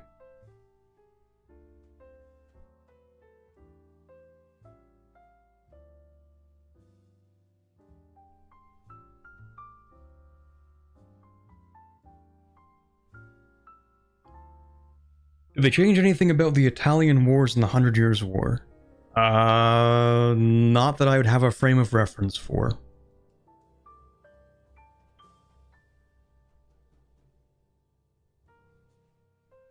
When you said it takes a lot of money, that made me wonder what the money cap is now. I have no idea. Is there anything special done for the Arabian Peninsula? Okay. You have to ask me questions for things I've actually played. I don't know. I have not played in Arabia yet. It seems extremely painful to play in. I can tell you that.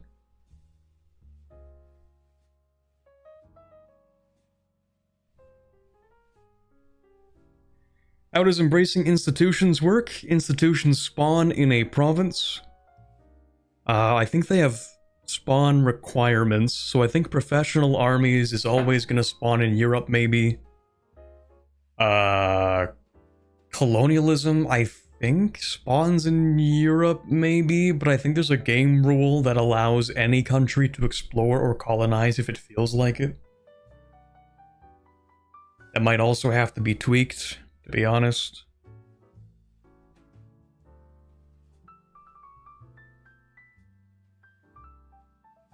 And then eventually it's gonna spread. You need flat spread. Like, you can't just develop the institution in 2 days anymore. It has to spread to you from a place that it spawned and then spread to. And that's going to give you like a flat spread, and then you can improve the speed of that spread through modifiers.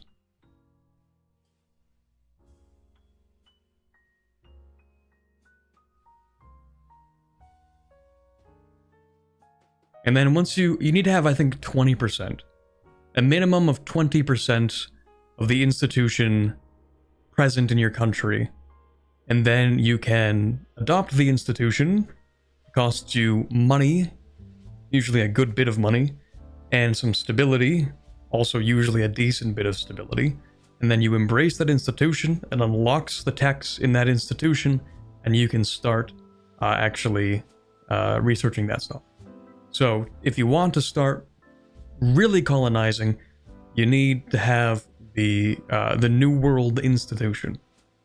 Because that is going to allow you to unlock a bunch of stuff related to colonialism and, like, Concistadors and, like, increasing your naval range and stuff, and your colonial range, and unlocking plantations and stuff. And so, like, that's all going to be locked behind the New World Institution. Do institutions spread via trade? Yes, they do. Which is really nice. So it's going to take a little while for them to spread usually, but I was never, like, for example, playing in Tibet, I wasn't ever too far behind in institutions. In fact, I usually adopted them, I think, faster than most of the countries around me. But I was also researching faster than most countries around me.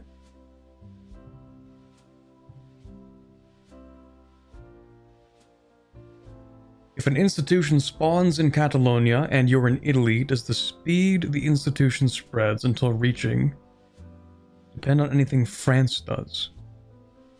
Well, I mean, if France, I think if they do like a lot of trade with that market, then they can spread it to their market, and then that can spread from that market to your market if you trade with them. So I mean, kind of. I think they mostly spread it through trade, but don't quote me on that, to be honest. Now that I'm really thinking about it, like, I might be a little too confident while saying that. I think they mostly spread through trade.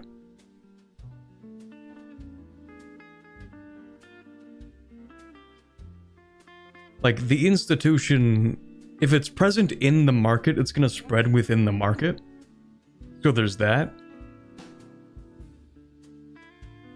But I think for it to spread, like, to the market capital, it can happen through trade and stuff. So I think, like, market capitals can spread through trade, and then once it's in a market capital, it can sort of proliferate through the market itself. I think.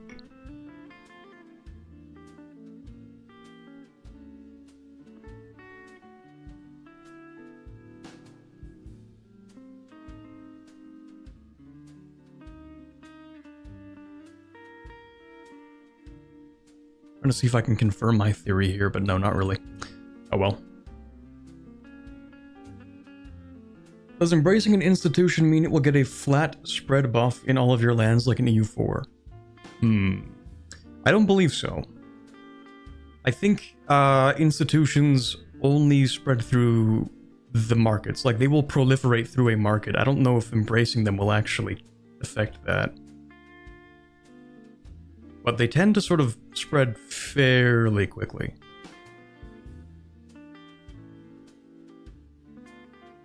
Now, keep in mind that institutions are not quite the same as they are in EU4.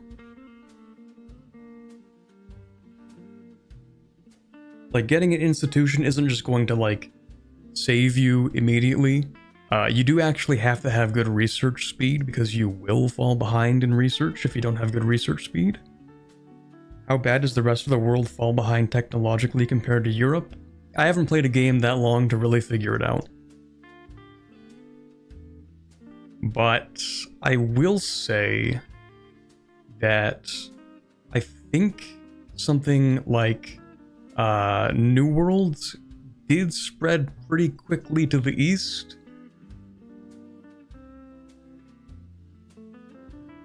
Like, let me think about when that would have been. Well, maybe not that quickly now that I think about it. Yeah, no, hold on. Because you can get New World in China within, like, I think like 50 years of it spawning or something. Maybe. I know that when I was playing Tibet, to get professional armies, it took me until around, I think it was like 1400 or something. And that's one that spawns in like 1340 something. So it did take a pretty long time for professional armies to reach Tibet, I think.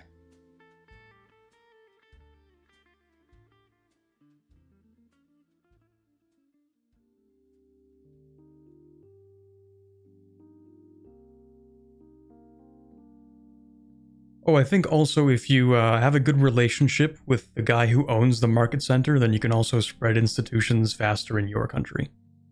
So, like, if you're in, say, like, the Lübeck market, and you have, like, obviously the Lübeck market has 30 countries in it or whatever, right?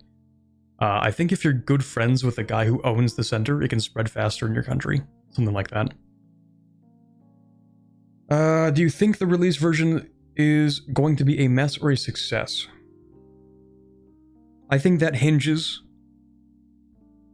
on a lot in the next 2 months.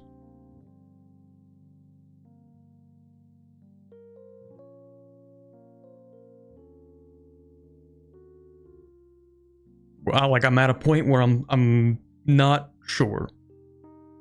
I think generally it's going to be received well.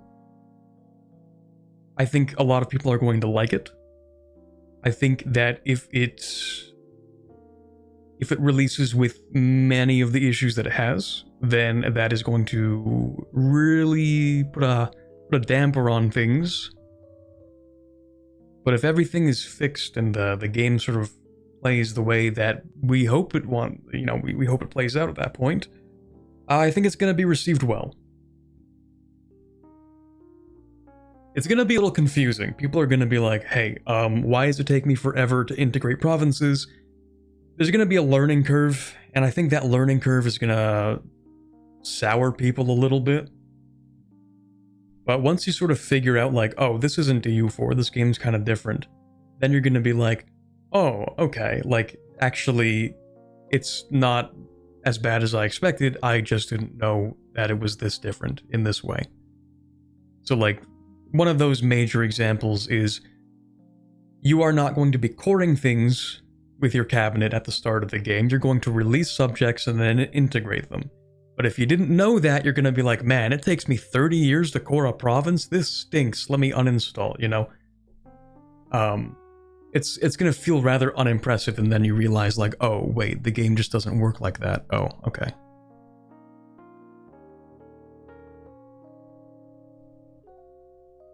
A lot can happen in 2 months worth of bug fixing? Exactly.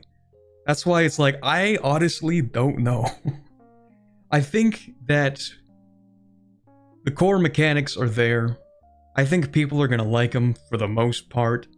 But that also hinges on if you like the historical simulation style of the game. If you're going into EU5 and you're hoping for EU4 too, you're not really going to find it here. You're going to find a pretty different game. It's going to take some getting used to, and for a lot of people, that's going to turn them off of the game. Like, just I know for a fact they're going to be like, oh, population? Oh, I can't develop a city to 30 dev in 2 days? Literally unplayable?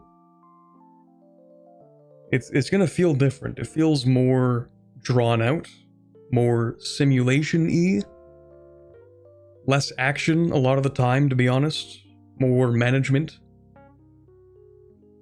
The game plays slower. Unless you're playing Yuan, and then you collapse very quickly.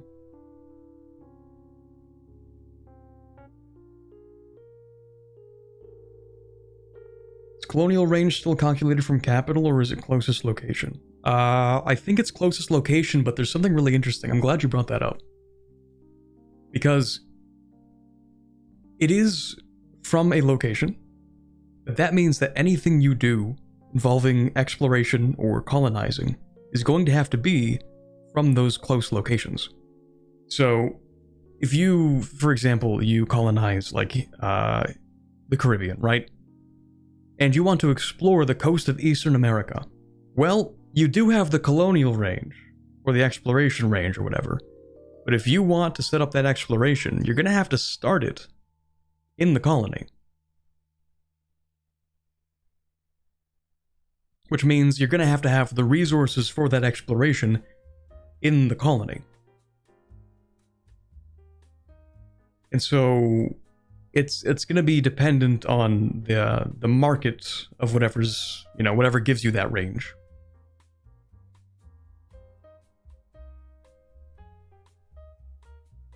And I think it's similar with colonization. So, like, say you're playing, literally any colonial country. You're like, okay, I want to sail around the tip of South America, right? I have a colony in Brazil. We should have the range for that. Okay, well, you're gonna have to start that exploration from Brazil. You wanna colonize all the way down there? Well, you're gonna have to colonize from Brazil, I think. Maybe. Maybe not colonizing. Not sure. Until your range actually sort of connects up that area.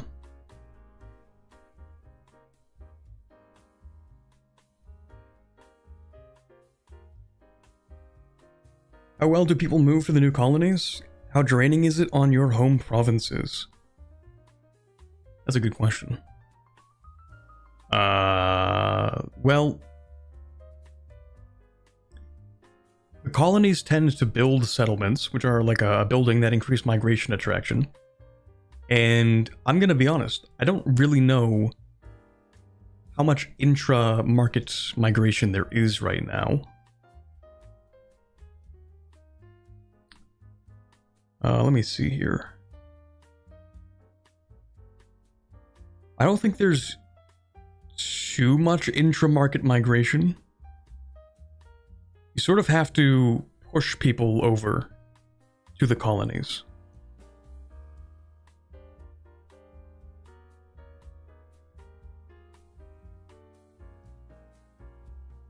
I think.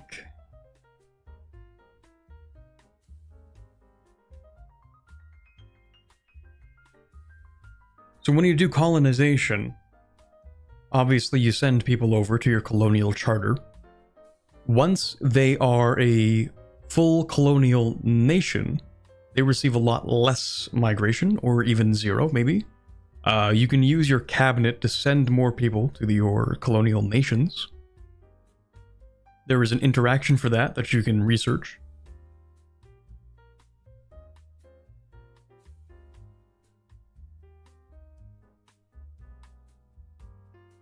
Can you buy provinces? It is an option. I haven't had the AI offer me anything. And I have not really checked, if I'm being honest. Like, there is a button for it. There's like a buy location button. But in terms of them like actually accepting it, I think they're very, very hesitant to do so.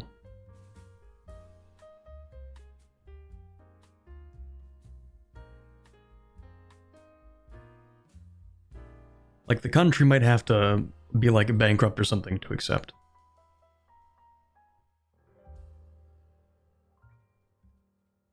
Can you create a colonial culture? Good question. I think yes, but I think the way you have to do it is with a cabinet action to create a new culture, but I'm not too sure how that works yet. I haven't tried it. I think so.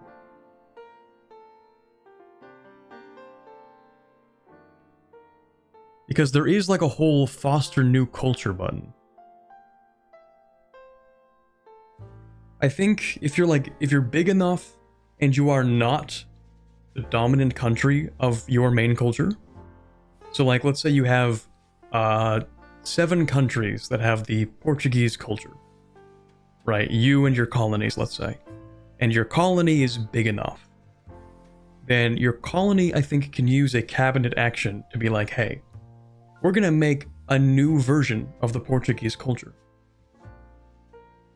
And I think that's the way that you can do that in colonial nations.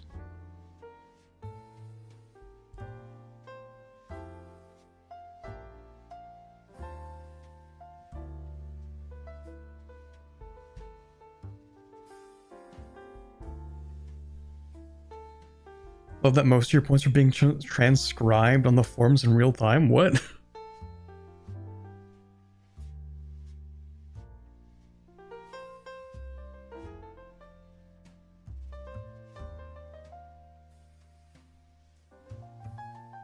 The game release thread? I mean, I'm not surprised. We did already talk about terrain, climate, vegetation, and rivers.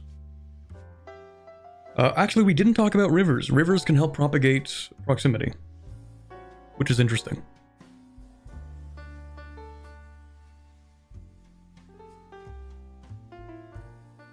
Is there more to do during peace? There's a lot to do during peace.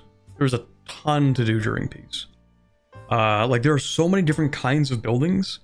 So, one of the things during peace is, when you build buildings, obviously, it takes resources from your market. Masonry, lumber, sand, glass, any number of things. And so, to efficiently build buildings, it's not the greatest idea to try to spam a whole bunch at once, because one, that can lead to supply shortages, resource shortages.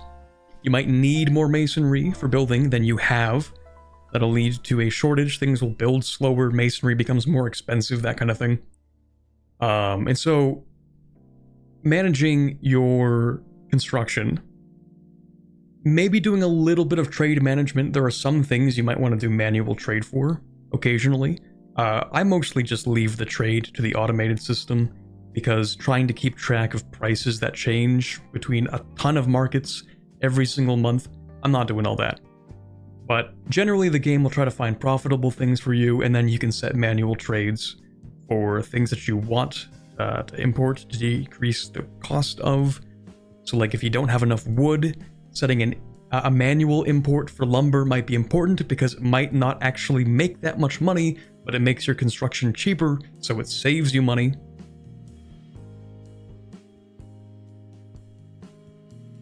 Can you embargo other nations? I'm trying to think if it's embargoing other countries or entire markets. I think it's countries individually, but they might have to be a market controller, maybe, possibly. Like, I don't think you can embargo a country. Well, no, hold on. I think the way that embargoes work is that the merchants of a specific country cannot trade with your market. I think that's it.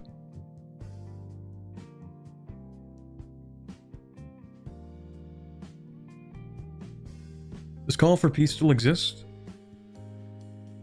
If it does, it hasn't been very impactful in my games. I haven't really noticed it if it exists.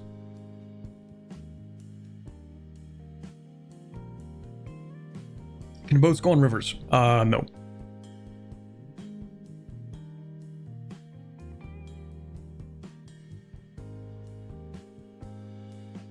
Not the ones I've seen, at least.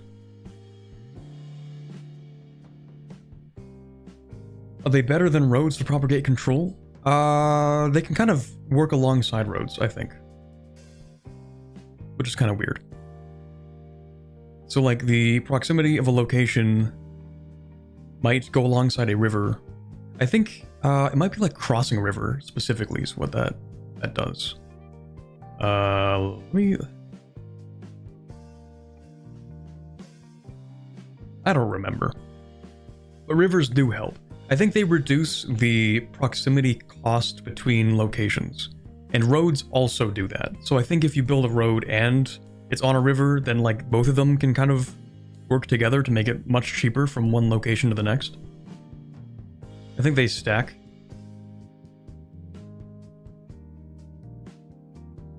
Have decisions made a return or were those removed?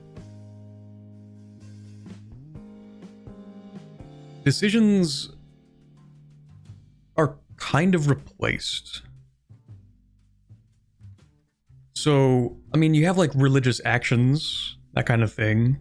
I guess it depends on the kind of decision. Like, you can form countries. It's not a decision in the EU4 sense, but it is an action you can take.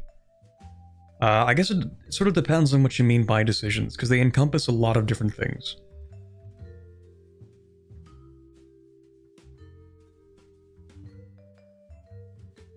But there is no tab that's just like decisions. They're kind of separated into different categories. You still spam quarries to lower construction cost than spam buildings at 33% cost, or is that fixed? Well, most buildings require masonry. And masonry can sort of be spammed, but remember that whenever you have population working in masonry to make buildings cheap, they're not really doing much else. So like, yeah, you can build a lot of masonry, and for that you're going to need a lot of stone or clay. But it like pretty consistently you can collapse the price of masonry pretty low. That's still pretty consistent. Like, you can get the cost of construction fairly low, really consistently. The one thing that is a little bit annoying but is not too hard to fix is the fact that your burgers will try to export your construction goods if they are very cheap. Because of course they would, right?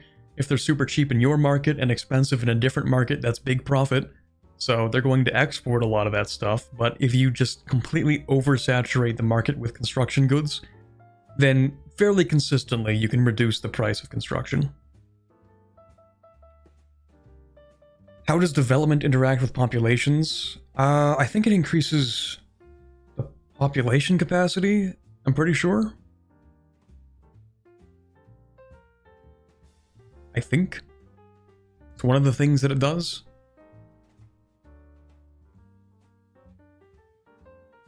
It does a lot of things. Development does like a ton of things. Like, it reduces the proximity cost.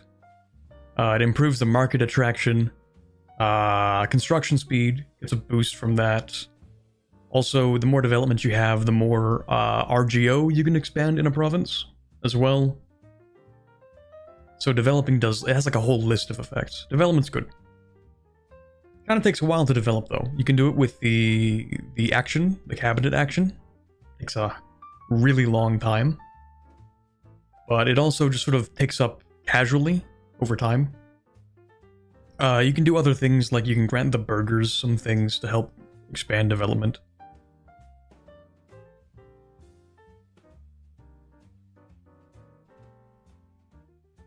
How is the game balanced in its current state? Is it mid-game fun? Is the mid-game fun or is it too easy? I don't know about the mid-game. I have not played far enough into the game for mid-game, to be honest. I have heard from other people that the AI gets a lot stronger somewhere around 1550. I can't confirm that myself, though. Like, for some reason, they just have like a big spike in their power. But I can't confirm that myself.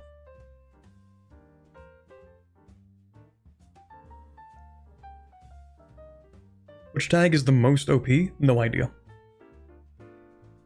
I mean, the Ottomans are pretty strong. You know, one of the main characters of the EU5, of course. Or ideally, they would be one of the main characters.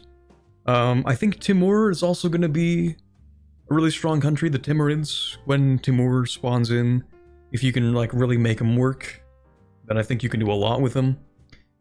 If you play in Yuan and then rebel, if you don't, specifically if you play Yuan and then don't play Yuan, then you can get a lot done in China. Korea is also pretty strong. Japan, I haven't played or really seen anything about.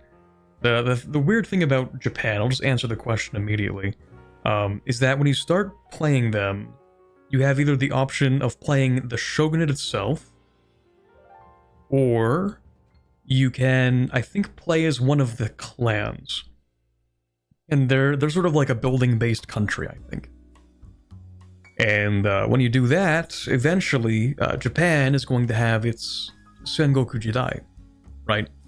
And that's actually going to pop out a bunch of the clans onto the map. As they're no longer building-based, they're going to be like actual location-based countries. And then you go from there. But I haven't played Japan, so I don't know how it feels to play. I've just seen it on the map, and it's like, oh, Japan just exploded. Okay, that's cool.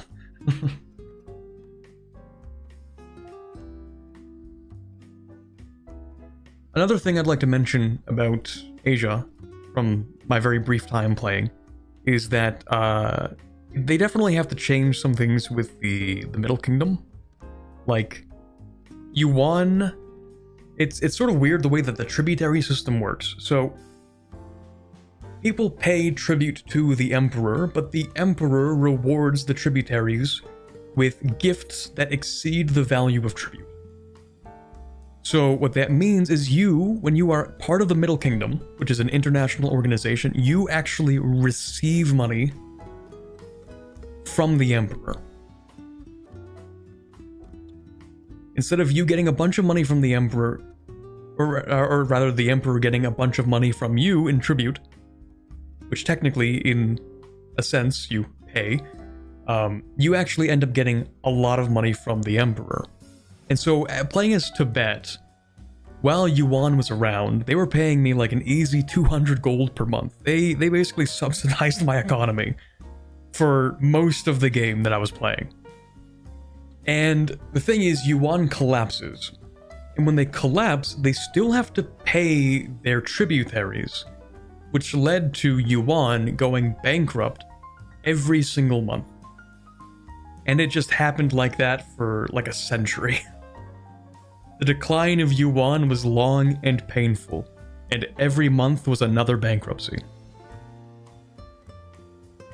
And I think it was just because, like, even though there were revolter tags and Ming started to consolidate China, they never became the Middle Kingdom. They never became the Emperor of the Middle Kingdom.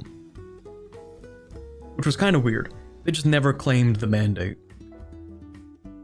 Now, some of that might have been because of a sort of a weird thing that happened with Yuan where their capital got moved. And I don't think Ming was able to access their capital, and so they were never really able to take the mandate. That could have been the case.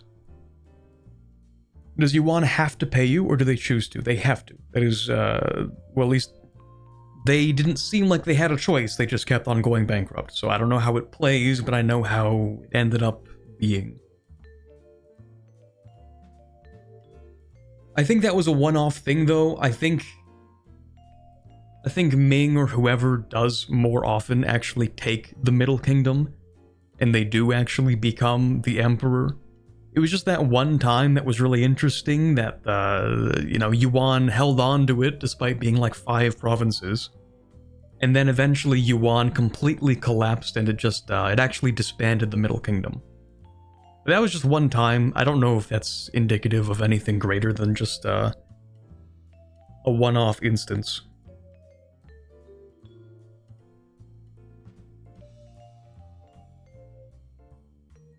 So do you think Yuan should not pay the tributaries? I don't have enough experience in the international organization to understand the gameplay intent behind it, or how it is supposed to play out, or how it's supposed to feel. Like, should you want to leave the Middle Kingdom at all times if you're part of it? I don't know. I don't know how tributaries feed into the whole international organization. I didn't really look into it that much, because I saw that Yuan was collapsing, I was getting paid, and I was fine with that. Can you stop the collapse, though? I haven't seen anybody do it successfully.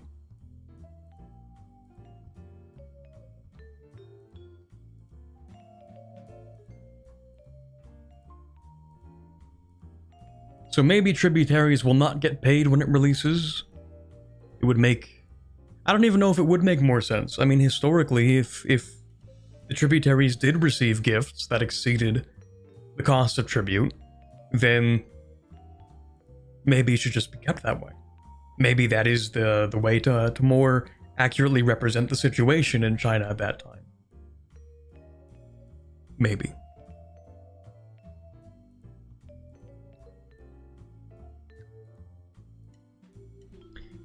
If you play as a nation around China, is there any reason to take the mandate? I don't know. I suspect the idea is that you would want to take the mandate. I feel like it's a big part of playing in and around China. Establish a new dynasty, become China. Do that whole thing.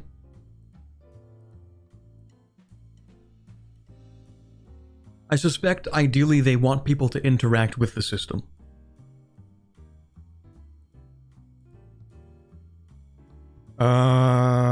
Have you played non-land-based tags? Not yet.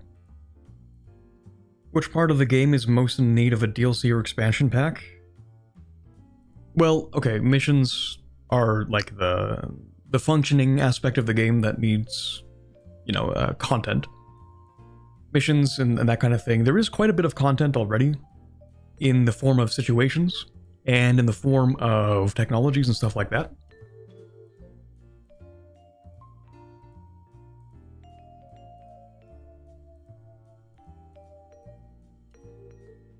No part of the game needs a DLC. Okay, well, if we're talking about parts of the game that need to be expanded upon after launch, given the state of the game currently, then I would say every region of the game could probably do with like more stuff. I think some regions, or a lot of the game, has really good content to start with. Like, even playing Tibet, I had Tibet-specific technologies that I could research. There's stuff specific for being in Asia, or playing as Tibet, or having Buddhist religion, all those combinations. Events as well. There are a lot of events in the game. Situations, I think, one of those things that could be expanded upon in different regions of the world. I think they have a lot of the, I don't know if I'd call them the basic ones, but the ones that you would expect to see, at least in Europe. They could probably do more with it at some point.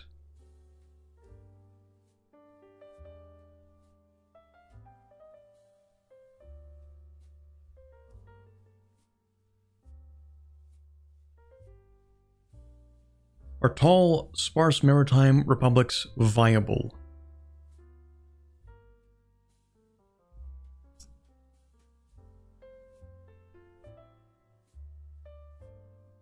Yes. but I don't know how far into the game that remains true.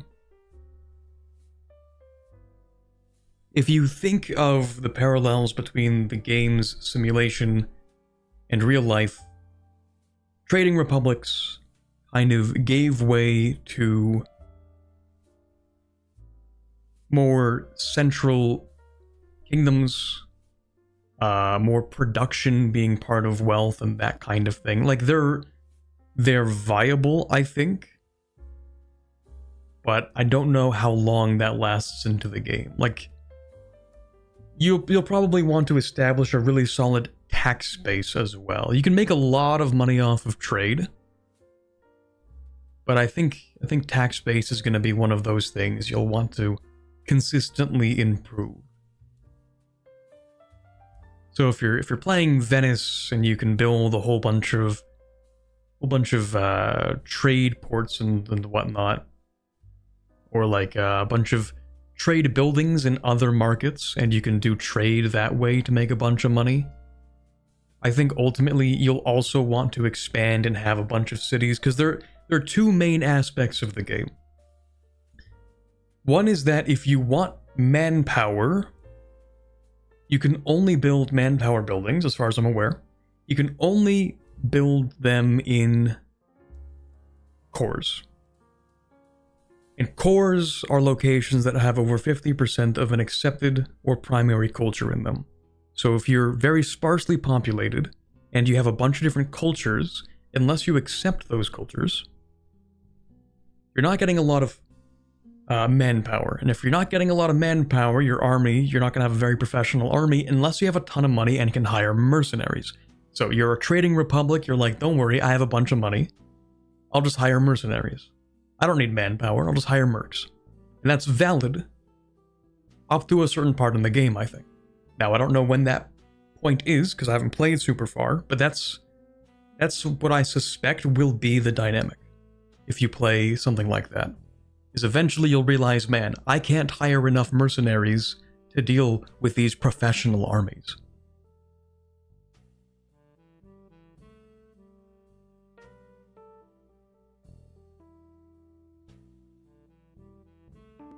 Because the manpower buildings are only going to keep advancing to get more manpower. Countries are going to continue consolidating their cultures to get more manpower. And eventually you're going to be sitting there with your little merc army, and they're just going to roll over you. I mean, that's kind of what I did as Tibet, actually. Was I got a lot of money. I used mercenaries a lot, as well as a professional army, but, you know, you're playing Tibet, you don't have a large population. So I'm not building too many manpower buildings. You know, to the best of my ability, I'm trying, but I'm not making that many. And compared to India, which has a massive population pretty much everywhere, even small countries could build a lot more manpower than I could, and even my mercenaries were not really enough. After a certain point, at least. Is colonizing the New World actually profitable? That's a good question. See, I haven't really done the whole Concistador thing. I was gonna try, but then I realized that for me to do that, I'd have to create an expedition from the colonies, and the colonies just don't have the goods that they need for that. So I think I'm just too early into the game to have experienced something like using Concistadors to conquer areas. But in terms of colonizing, I'd say it kind of depends. Great answer, I know. Because for some areas, you can get some really valuable goods, stuff you don't really have back in Europe, and that's going to sell for a lot. But in terms of if that's profitable for you, I'd have to imagine a little bit at least. Because you're going to trade with your colonies. Colonies are going to send stuff back. They can send like gold back. That makes gold cheaper, so that's cool, I guess. Your colonies are going to pay you money. But because you don't owe them, you don't own that stuff directly, you're not getting like the direct tax base. So honestly, I'd have to look more into that.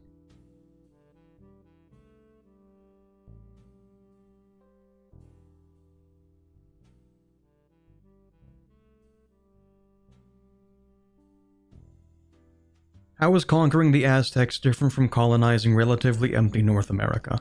So we have the Conquistador mechanic. You hire a Conquistador, and you're going to say, hey, I want you to colonize, I want you to conquer this area for me. It's going to require some manpower, it's going to require some money, and it's going to require certain goods in a market that is close enough. So I think if you want to really focus on it, you could manually export some stuff from your market to your colony's market, which will be enough for your Conquistador to prepare. And then I haven't seen the mechanic in action, but what I imagine happens is they go to the area, and I figure they probably spawn an army, and they probably fight. I don't know if that is what happens, but I figure it's probably something like that. It spawns an army, a Conquistador army, and it's going to go and try to fight the country that you're trying to take stuff from, and if it succeeds and occupies the area and maybe controls it, I don't know, maybe a war happens, maybe it has to enforce peace, I don't know. But ideally what happens is they win, and they take that province, and they hand it over to you.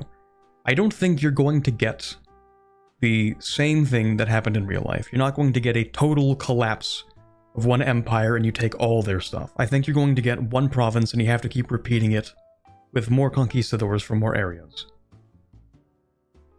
I think. Maybe.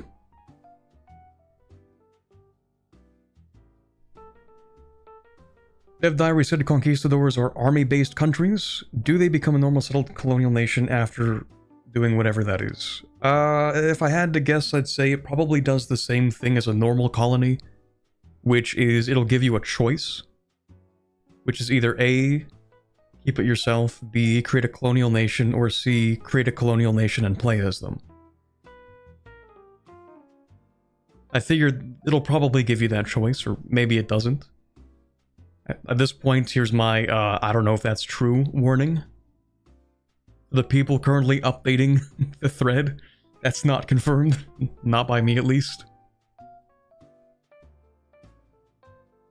How do colonial nations compare to regular vassals? Well, you can rename them, that's cool. Honestly, I'd have to look more into it. I haven't interacted too much with them.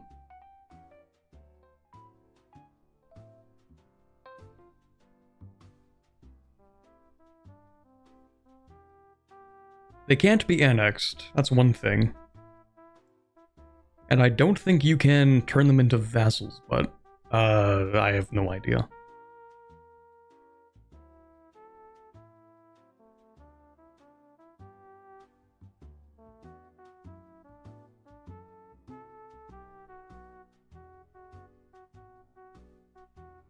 Does anything happen if you conquer Rome as a Catholic nation?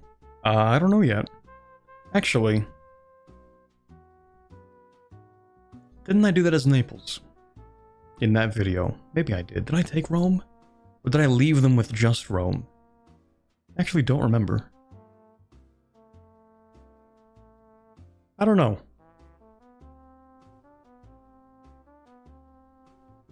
Are colonial nations still locked in the New World? No.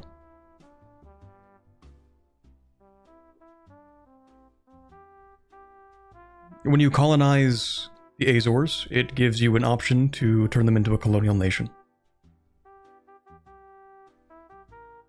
And also, you can release countries as colonial nations, which is kind of weird.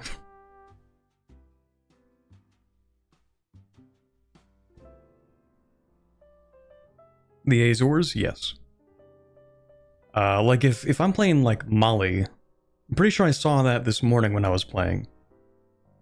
Where I was playing Mali, and then I'm setting up subjects and stuff that I took.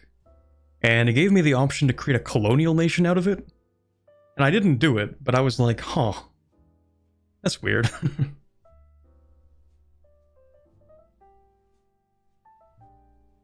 You mean like client states type? I mean like colonial nation type. Like you can set up subjects that aren't colonial nations. And I think they adopt the local culture and religion. But I think if you create a colonial nation specifically, they adopt your culture and religion. And I think the difference is that when you create a colonial nation, you can actually send people to the colonial nation. Because in the Age of Discovery, there's this this little thing you can do, which is like send people to the colonies. And you can decide like, oh, I'm going to send people from a location to a colonial nation.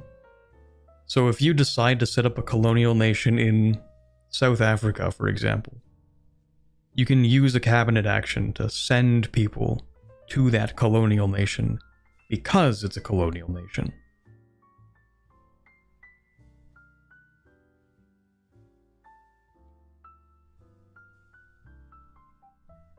How is performance? Does it slow the game down after a few decades? As far as I've played into the game, which is like 1530, it isn't any slower at that point than it was at the start.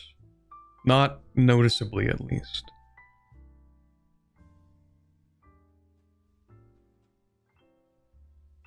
You mean Imperator type move pops button thingy? I don't know how it works. Oh, no, not like... Because in Imperator, you have that little button that's like, oh, we're gonna create a colony, and if you have like a certain number of people adjacent, it just immediately colonizes, right? But it doesn't work like that. Does Greenland have special attacks or events? I actually don't know. I did play Greenland, but I don't remember. Is EU5 more like Vicky 3 or Imperator? I'd say a little more like Victoria 3. You have the production methods. You have a number of pops.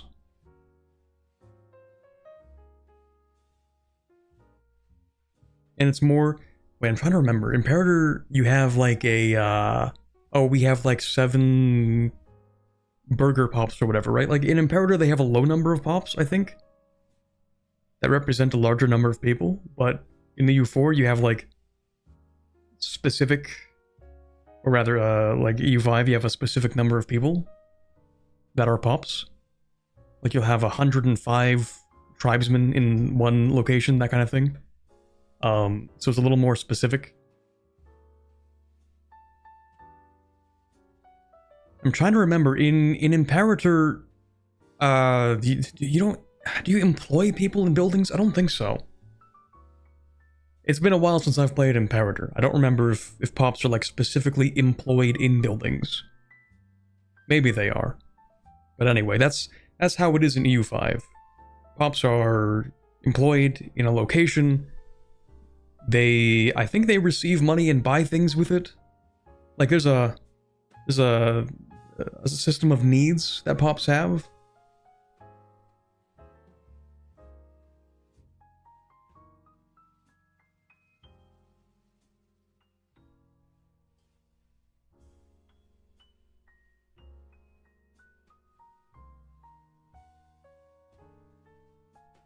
I'm trying to remember how needs and like wealth are calculated in EU5. I don't remember if pops actually get paid or not.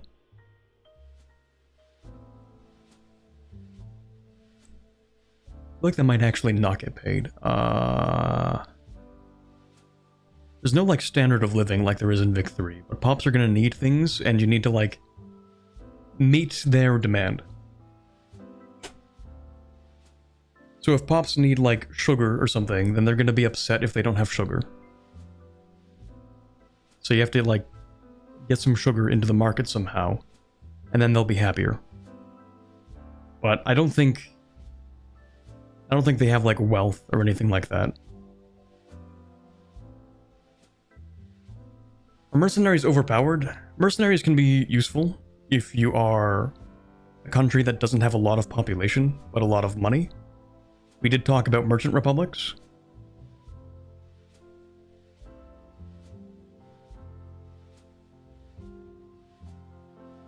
I don't think they're overpowered, but I haven't used them too much.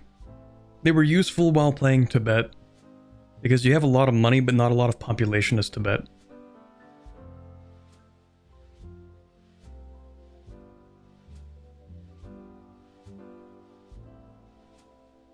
Do you think they can expand on pops and add guilds in future releases, or would that require a major rework? I think they could definitely do guilds. Guilds, I guess it sort of depends on how you want to represent them. They could be building-based countries in a sense. Kind of like banks. But, I don't know how computationally complex that would be to simulate guilds like that. Because right now, the way that guilds are implemented is it's just kind of like a policy, I think. I think you can, like, grant the burghers guild permissions or something like that. I don't know. And then they do something with it.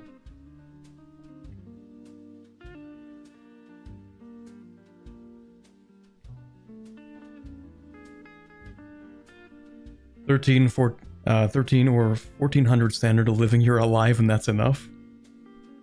Well, until you get to, like, the nobility, and they're more extravagant with what they want.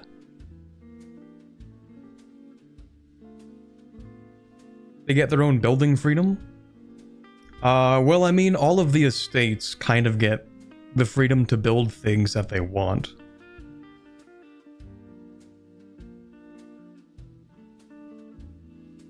Sorry, I had to get something out of my eye.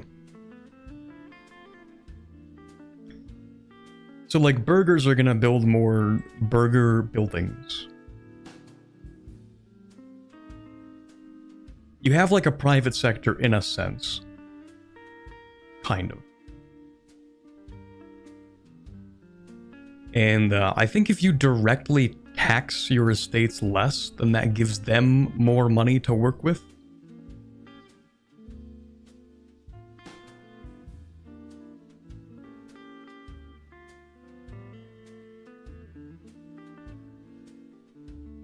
And they can just build more things. Do you have limited building slots? Can you delete AI buildings? There are only limited building slots insofar as you can build a certain number of one type of building in a specific location. So you can't build infinite marketplaces. The maximum number of a particular building that you can build in a location is, I think, based on the population, maybe. Development, population, the rank of the location as well. Obviously, you can build more buildings in a city than a town. That kind of thing.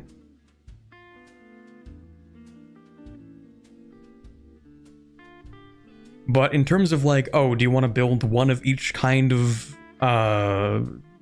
workshop or whatever it's called? Like, yeah, you can do that. There's no, like, limit on the number of kinds of buildings. There's just a limit on how many of each you can build. And you're actually, the more likely scenario is that your limiting factor is probably going to be employment more than it is the number of buildings you can build in a location. And also, yes, you can delete AI built buildings, but I think they don't like it when you do that, depending on the building. So sometimes the AI will build stuff that really only benefits them.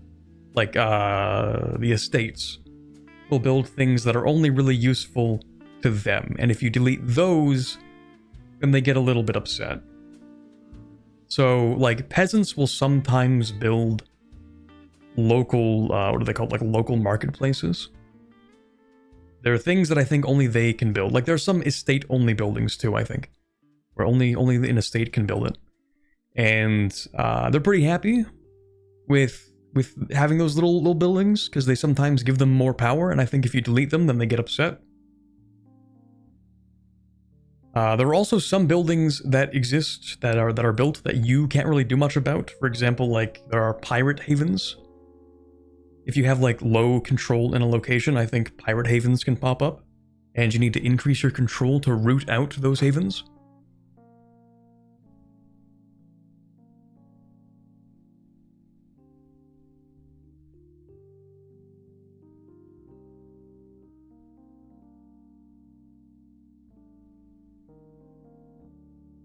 How does the Hanseatic League and other trade leagues work? I don't know. I'd have to play them. I think they have an IO. Maybe. Maybe. That would make sense. I think I remember reading about that, actually, in a dev diary.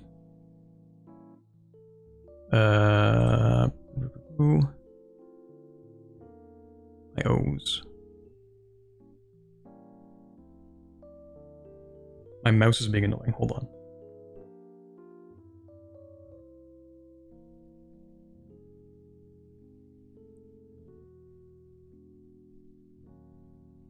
Are map modes keybinds still individually set? Or is there any talk about EU4 cyclable slots coming back? I don't think we have the cyclable slots. You can search for map modes. That's cool. You can search for them. You can pin them to your bottom bar, but I don't think they're cyclable. I would like them to be cyclable. I would like them to be cyclable, and I think it would be nice if we can assign keybinds. You might be able to, actually.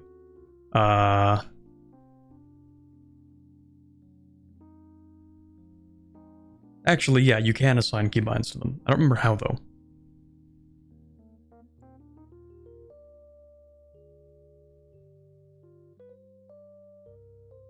But for specific ones, you can be like, yeah, I'm just gonna assign a key.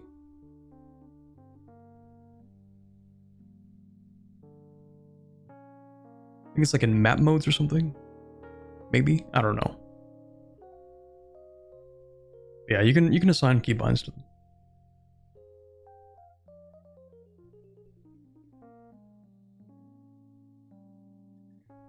Let's see. Not an EU5 specific question. Do you think it's possible for a game like this to have a functional, decentralized economy? Could the AI be designed well enough to make automation preferable? Okay, I think there are like two questions in that. When you say a decentralized economy, I'm going to take that to mean, can you have multiple marketplaces and it actually makes sense to do that? And I think the answer would be kind of.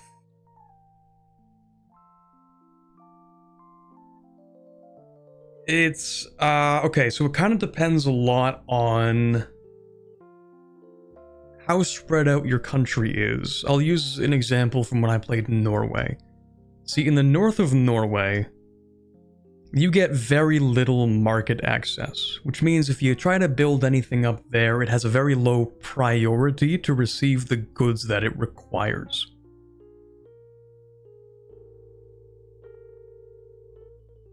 And so if you build another market there, you might have to help build it up a little bit. But you can have that market create its own marketplaces and manually import things, and thus give itself better priority on certain goods, like say construction goods, right?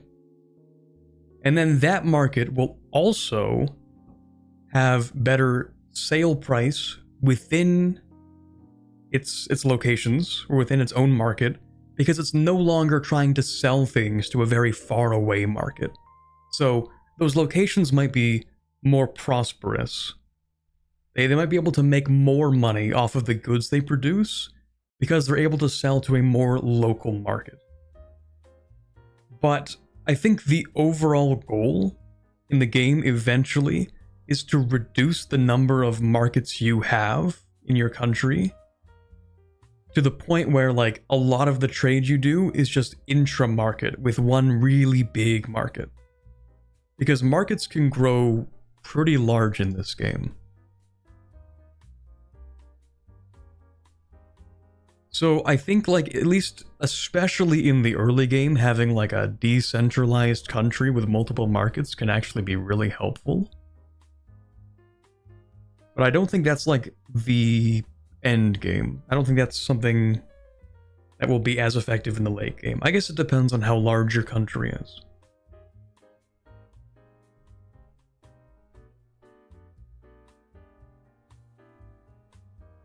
Are you allowed to keep playing EU5 until it releases? I don't know. I don't know how long this access lasts. Market size depends on market access, and that depends on roads, more or less. Yeah, so generally, you can think about it this way. The easier it is to transport goods, rivers, roads, maritime presence, etc., then the more attractive a market appears to a location.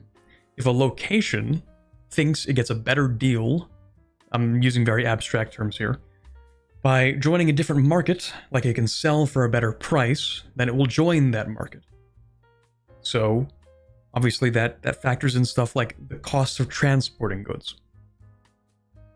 So yes, building roads, for example, would be one of those things that makes it cheaper to transport goods in an abstract sense. So that makes it more attractive to be in that market, and so locations will flip to markets that have a higher attraction. So a decentralized market system is kind of like an early game crutch, and the goal is to eventually centralize them into something simulating centers of trade from EU4.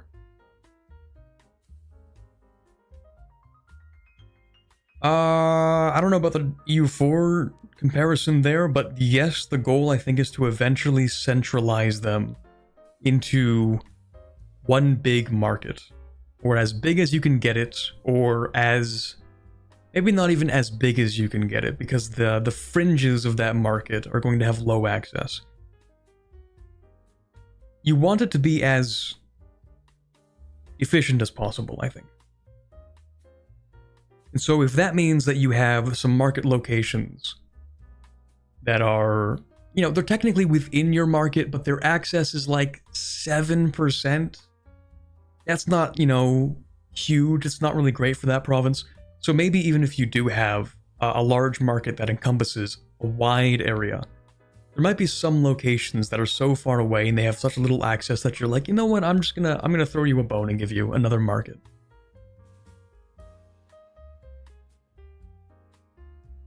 Although I feel like I'm repeating myself. I think I just said the same thing I did like 5 minutes ago about like Norway and low market access. But yeah, if you can get high market access in every province in your market, every location within your market, then I think that's ideal, because it has a lot to do with the sale price of goods produced in a location. So whether that sale price is high because it's, you know, within your main market, you have good access, or if it's in a different market and it has good access, I think that's the ideal situation. And then your burgers and whatever marketplaces you have will give you capacity to trade between those markets. So even if you have, like, let's say that you're playing in Iberia, you have a market in Lisbon, market in Barcelona.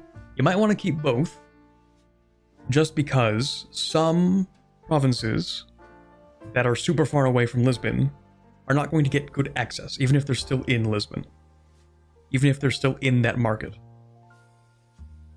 And then, of course, those two markets can just do trade with each other.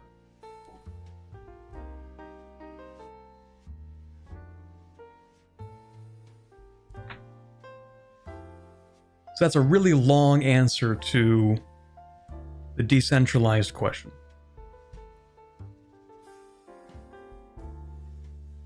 Have you played Republics? I have not played Republics, but I have read some things people have said by when they played Republics. Are elections the same? I don't know. I think the only thing I really know with Republics so far is that you can get personal unions. You can have Republics elect the same leader, and that can form a personal union. And I don't know if that's going to change or stay, but I have heard that that has happened at least once or twice.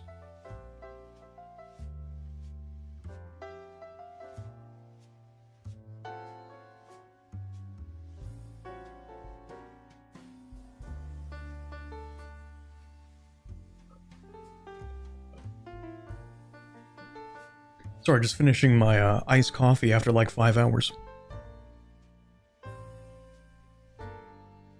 Do you think EU5 is fun if you're not playing optimally / to min-max and instead just playing to roleplay? Yes. Oh, absolutely, especially when you compare it to EU4. EU4's capacity for roleplay is, I would say, very minimal. Because you don't have all the interesting things about, like, having a ton of different cultures, a ton of different religions, and these dynamics between, like, having a subject that's this specific culture because you can't accept that culture yet. Or, I mean, even down to, like, the flags look cooler on the colonial nations, I'm not gonna lie. I think there's a lot more roleplay capacity because everything is more granular. Your pops exist, they're present in the world, they do things, they build things, they demand things from you. And the values, I think the values also are not quite metagamey. There are some which are better than others. Like, I think, like, in my opinion, centralization is simply better than decentralization. It's like one of those situations in terms of, like, the country values in what they do. But for one example, like, if you want to play a very religious country, then you can move towards spiritualist, which will give you advantages for conversion, but disadvantages for assimilation. And so if all you really care about is doing a lot of converting and that's the thing you want to do, then, like, even swinging more towards the spiritualist scale is like a form of roleplay in that sense.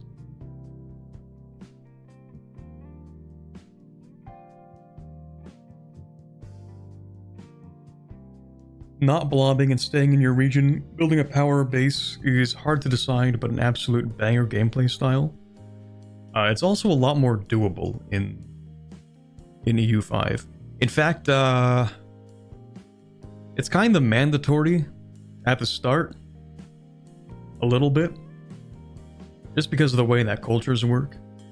Well, unless you want to deal with rebellions, I mean, you can do that, I guess. If you want to avoid rebellions and play like a super stable playstyle, then you kind of have to make a bunch of subjects in cultures that you can't accept yet, and then slowly integrate them and assimilate them.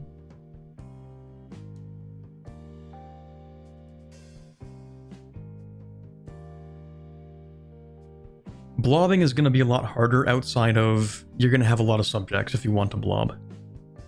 Like, a lot of them. Another thing I will note is that subjects kind of take a while to integrate, at least at the start of the game.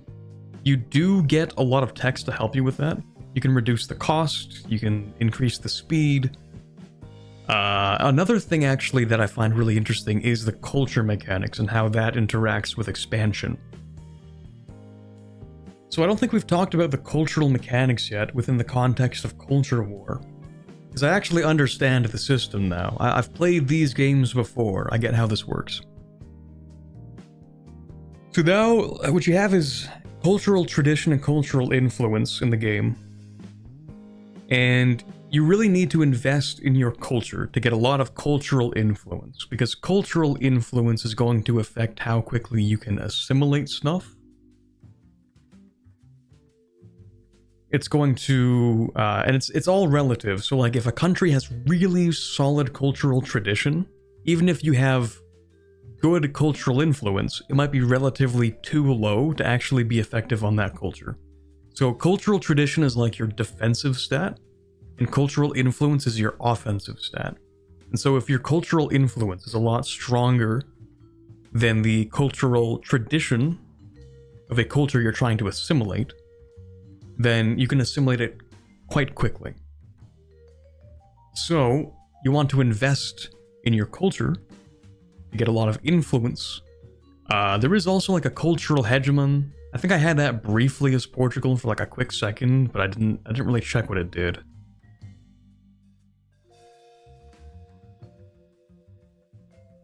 Okay, it allows you to assimilate entire areas rather than just states.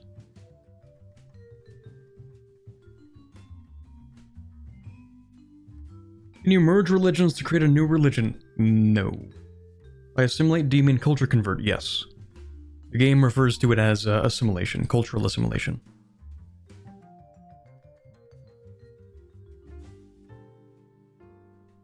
How many hegemons are there? There are 5 hegemons. Well, 5 hegemony positions. You, as a country, can have multiple at once. You could be all 5 hegemons simultaneously.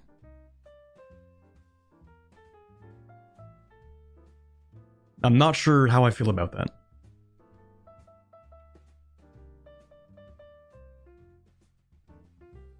Assimilation and conversion happens automatically like in Imperator, right? I think so, but very, very slowly. At least at the start of the game. If you want any like actual assimilation at the start, you will have to set people to do that task. And another thing, I think it's relative to the portion of population that's already converted, I think, or assimilated. So if you have a freshly conquered province and it has 0 pops of your primary culture, I think it's impossible to force convert them immediately. I think you have to wait until either some pops of your culture just happen to move there, or if they might automatically convert through like marketplaces, or assimilate rather, through marketplaces. I think they do automatic assimilation. At least a little bit. Or it increases the speed at least. I'm not sure about automatic assimilation, but I think there's like a very small amount that automatically happens.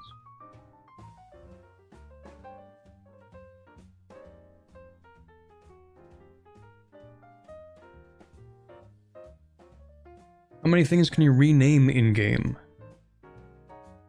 You mentioned actually, can you rename provinces? I don't know if you can. Maybe? You can rename your colonial nations. I don't think regular subjects can be renamed.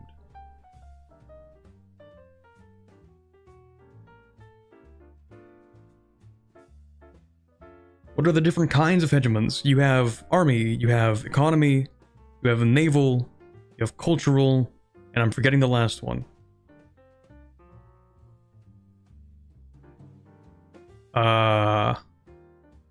Diplomacy, I think.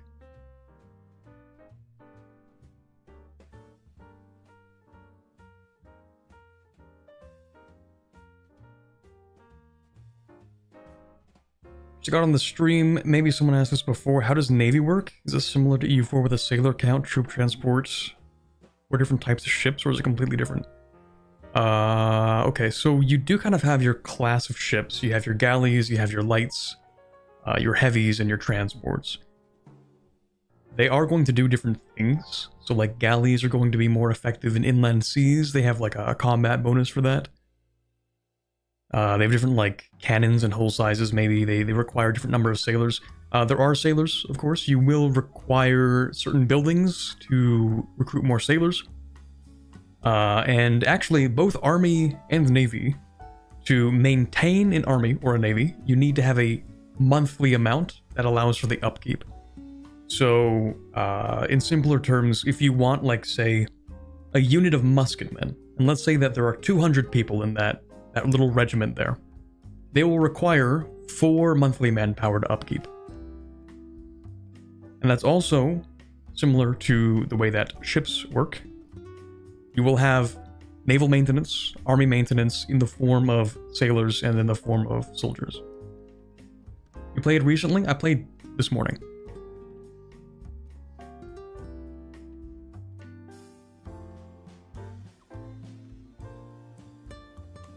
The native cultures tend to survive in the New World post-colonization. Well, we haven't seen too much action of AI countries colonizing. But from my experience, not really. Not really.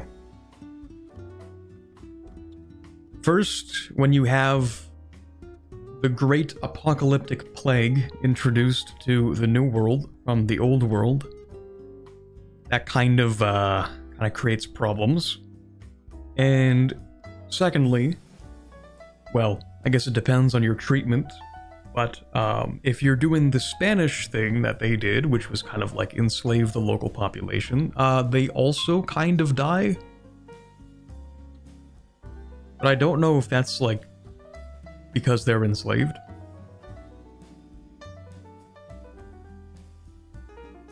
But yeah, no, they tend to die pretty quickly. I think playing a game in the New World is going to be disastrously hard to play.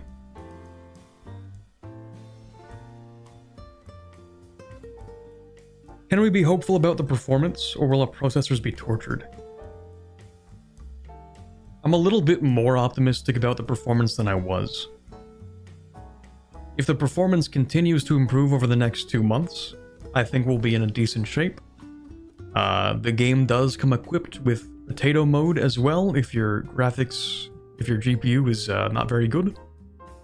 You can play with just paper map. Is it good? I'm enjoying the game so far. I like it for what it is. I hope the bugs are fixed. I hope other people also enjoy it when it comes out.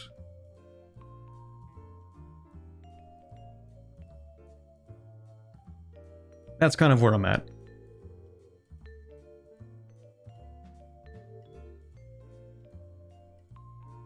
Do you know what happens in Denmark since they're in a regency at the start? No. I haven't played Denmark. Do you have like diplomats, colonists, merchants, or clerics? Well, I mean, kind of. You have merchants, those are your burghers, they're gonna trade things automatically for you. You have clerics, that's your clergy. They are a specific type of pop. You can have them like write books and stuff. You're gonna have like scriptoriums. Your clergy are going to be literate for the most part. Well, not even for the most part. See, that's the funny thing. I don't even think my clergy literacy was ever that high. Now that I really think about it. But in theory, your clergy are literate, so you can have them write books for you. That's going to be like your main source of books until the printing press. And then I think you can like actually build like book printers.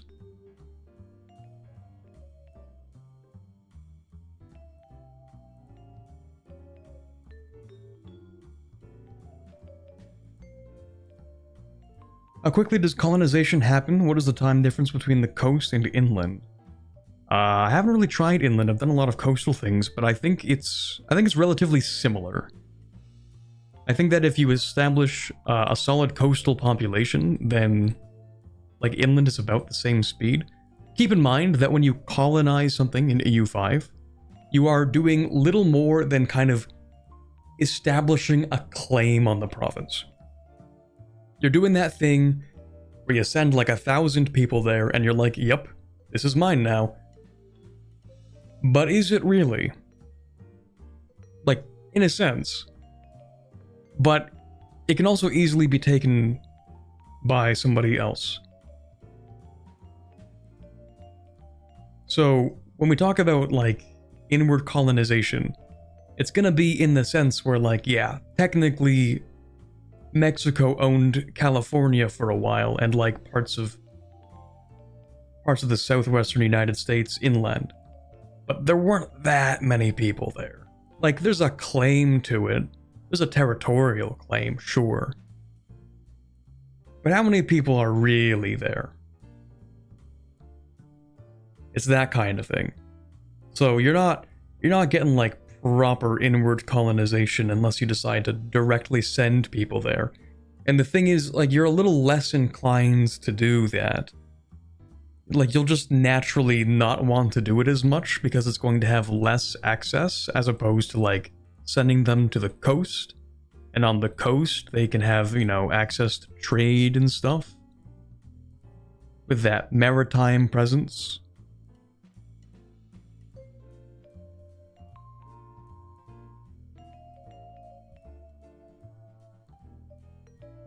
Like, you can build, what am I thinking of? What do they call the wharves or something? I don't know. There are a lot of coastal provinces that give you, or coastal buildings that give you like trade stuff. And they reduce like the proximity.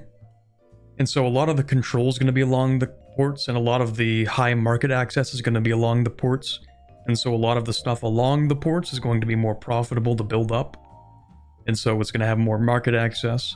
It's going to obviously sell for more money in that case. It's going to be richer. And it can be traded easier because... Well, I guess it's technically not traded easier. It can be traded for more money. Kind of.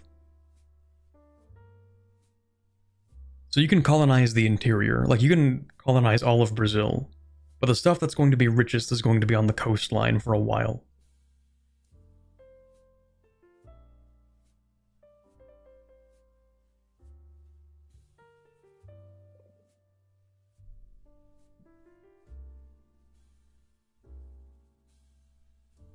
I've not tried a building-based country yet.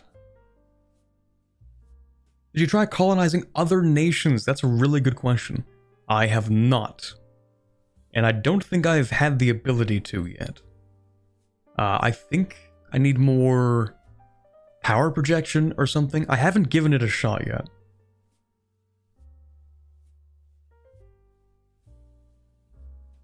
Like, the closest I would have gotten is in my Portugal campaign. And I'm not really sure if I was strong enough to do that yet.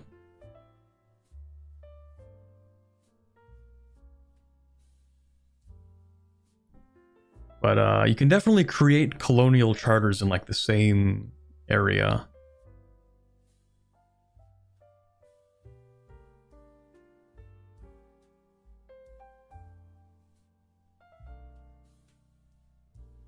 I just don't know how it works yet in terms of like trying to steal locations from somebody else.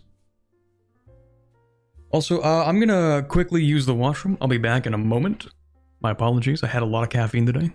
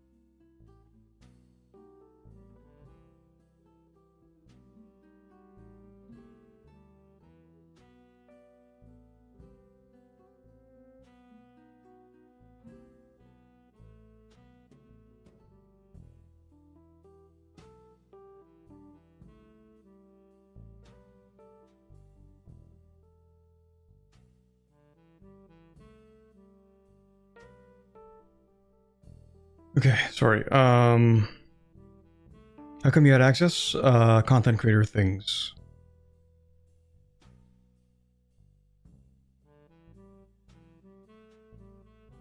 We did already discuss building capacity. Basically, you can have a certain number of a specific building, but no limit on the variety of buildings. So will there be videos or just talks? One moment. Okay, we will be allowed to make videos and show you the game before the game releases, but I don't know when. I don't know when, and I don't exactly know in which format. I don't know if we'll be allowed to stream. I figure we'll probably be allowed to make videos before the game releases again, but when is the question, and I don't have an answer.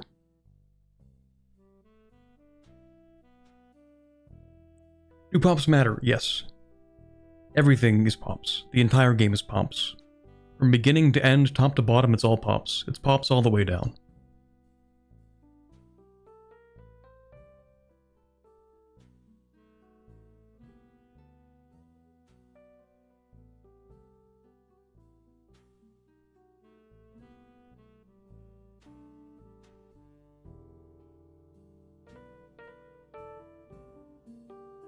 How is the game pace right now?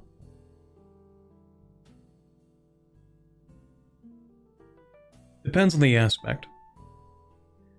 You mentioned there was a pre-1400 Prussia and Castile discovering America around 1400. The New World still gets discovered a little bit early,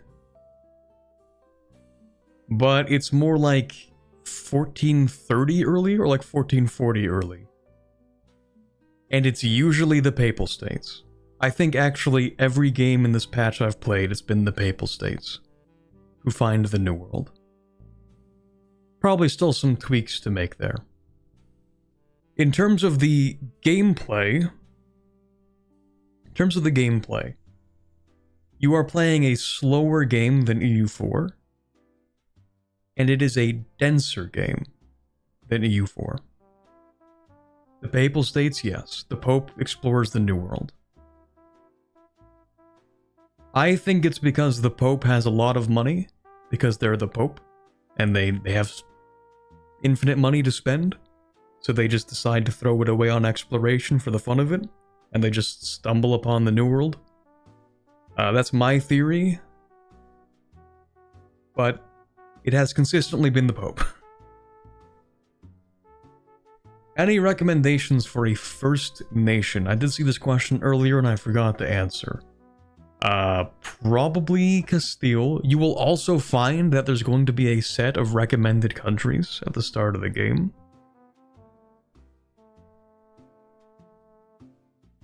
So I'm trying to remember what the examples are. I think there's like Castile, Norway maybe, Naples, Ottomans, maybe Bohemia or Hungary. Like there are a couple of examples for first countries that you should play. I think one of the more recommended ones is Serbia. Serbia or Hungary. Serbia starts in a pretty strong position, I think.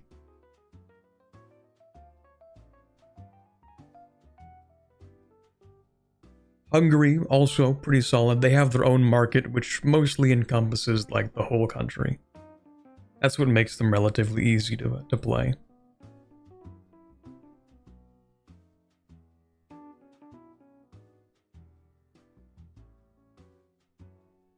Denser and slower good, or tedious BS menus to check? I enjoy the stuff that you do at peace. It's a lot of building specific buildings, linking up your country, expanding your proximity and control that way.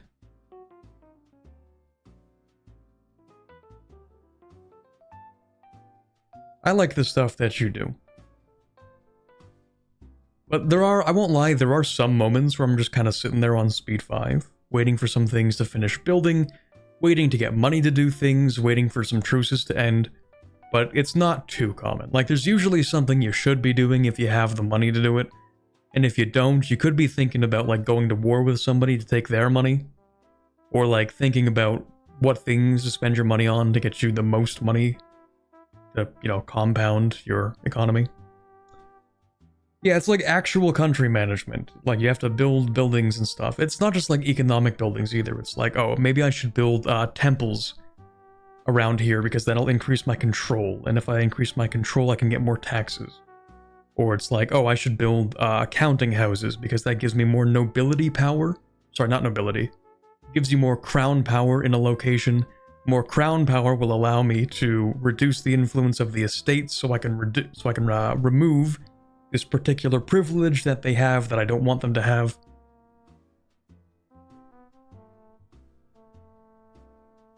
Like, oh, maybe I should try to get this law changed because now I've, I don't know. Like, oh, I've gained access to more gold. Maybe I can stop restricting my gold exports through laws and stuff, you know? Like, there are laws, I think I completely forgot to mention them.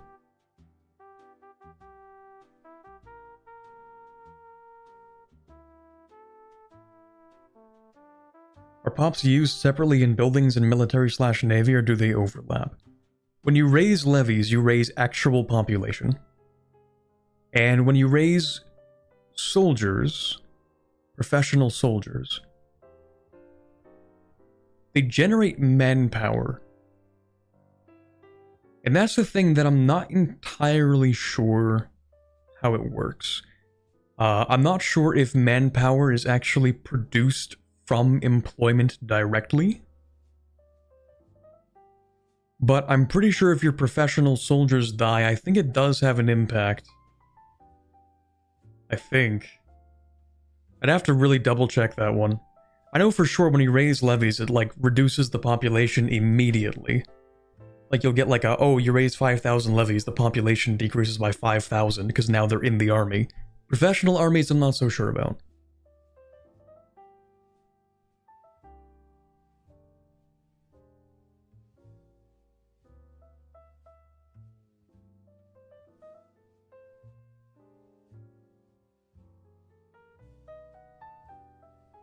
If you raise professional soldiers and they become manpower and army, then manpower is just military reserves?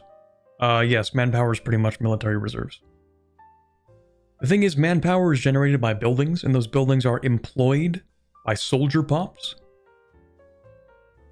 Is it manpower pulled from soldier pops? It very well might be. I haven't been paying close enough attention. But I figure if they have that system in place for levies, where if you raise them it raises actual pops, I figure they would want to continue that population impact into professional armies, so like it would make a lot of sense to do that.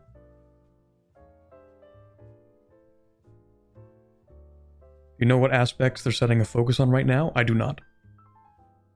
General bug fixes, probably performance, probably as many things as they can fix in time for release. Then you're dragging the soldiers from the barracks, becoming active military reserves, you get me? I think so. Let me see.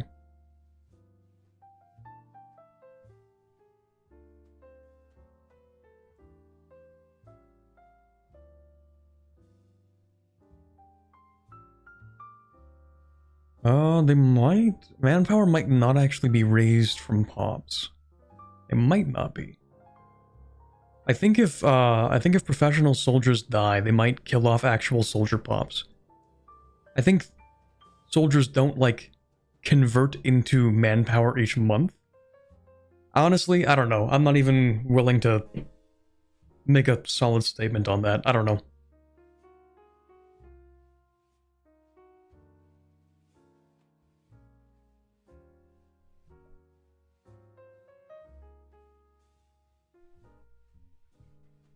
Does it feel like there are enough slowdown mechanics? Your anti-snowball stuff?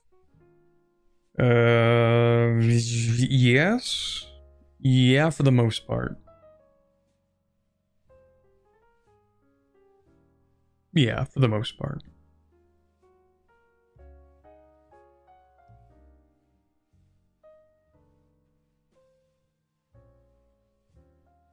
One thing I am worried about still is actually subjects. Because again, I've never had subjects become rebellious or anything like that. Another thing that's really funny about subjects, so I think I mentioned that Liberty Desire gravitates towards 0, right? And so you can raise the liberty desire by like 50 by doing various things, and then it'll sort of trickle back to 0. But that kind of means that there isn't like a base liberty desire. There's loyalty instead. That's another mechanic we have. So subjects can have loyalty. That loyalty can go down if they're too powerful. But like actual liberty desire, I haven't seen it yet.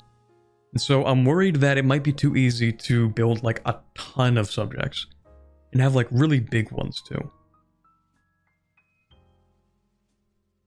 And so it might be too easy to paint the map through subjects. Maybe.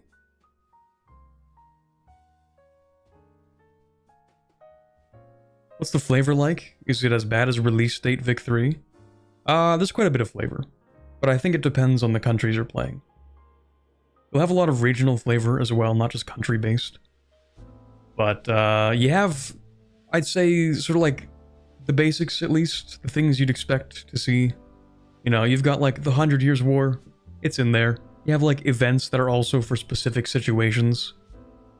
I think that a lot of flavors is done well in terms of having international organizations and having a lot of situations. They kind of handle flavor pretty well. In terms of events, there are tons of events in the game. I think they said something like there are as many events in base game EU5 as there are in current EU4. So, lots of events. I could be misquoting that though. In terms of ideas, I think I mentioned they're kind of replaced with techs. So, like, if you're Portugal, you're gonna get like a couple specific buildings. Like, instead of having a national idea that says like, oh, you get 10% trade advantage, you get a specific research that you get to have that gives you trade advantage.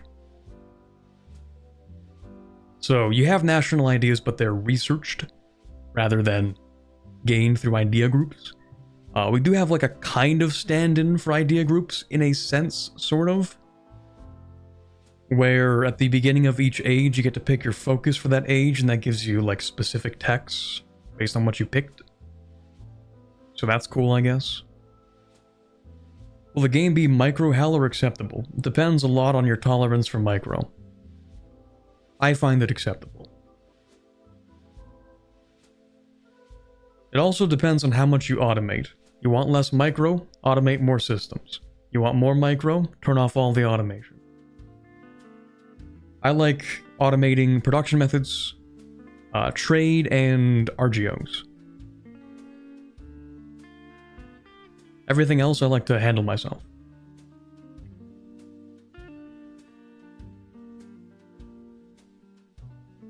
But if you wanted to, you could automate, like, everything about diplomacy. You could even automate your rivals, if you want. You can automate your estates, automate your parliament, the cabinet, government reforms, research even, if you feel like it. RGOs are resource gathering operations, so it's like the goods that a particular location produces. Not through buildings, but instead through its sort of raw resource pile, I guess. It's whatever you want to call it. So like gold is one of those. Gold is an RGO, or it's a good that is produced through resource gathering operations. That kind of thing. Does the AI punish you enough if you reject stuff as a subject or ally?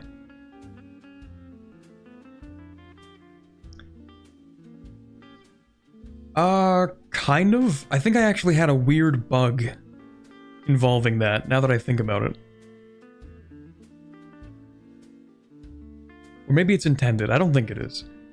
So, I'm playing Portugal, allied to Aragon, for obvious reasons. We're dividing Castile. Sorry, had to cough. And, Aragon's asking me for money. And I kind of don't want to give him money. So I say no. But for some reason, my opinion of them decreases. instead of the other way around.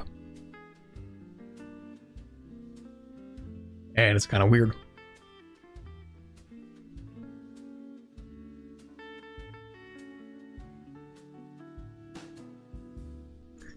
I need to drink some water.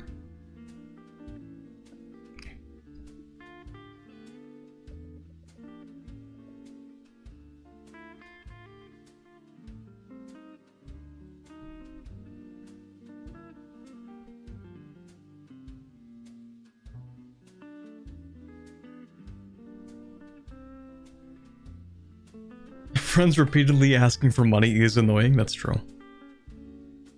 Also, your subjects will kind of ask you for a lot of money as well. I had that a few times. Subjects asking me for like an exorbitant amount of money. And if you're rich, it's no big deal. But then it's like, man, really? Because they'll take the money and they'll build things and then eventually you'll annex them. So it's like, okay, I mean, fine, whatever. At least they're doing something with that money. But like, really, man?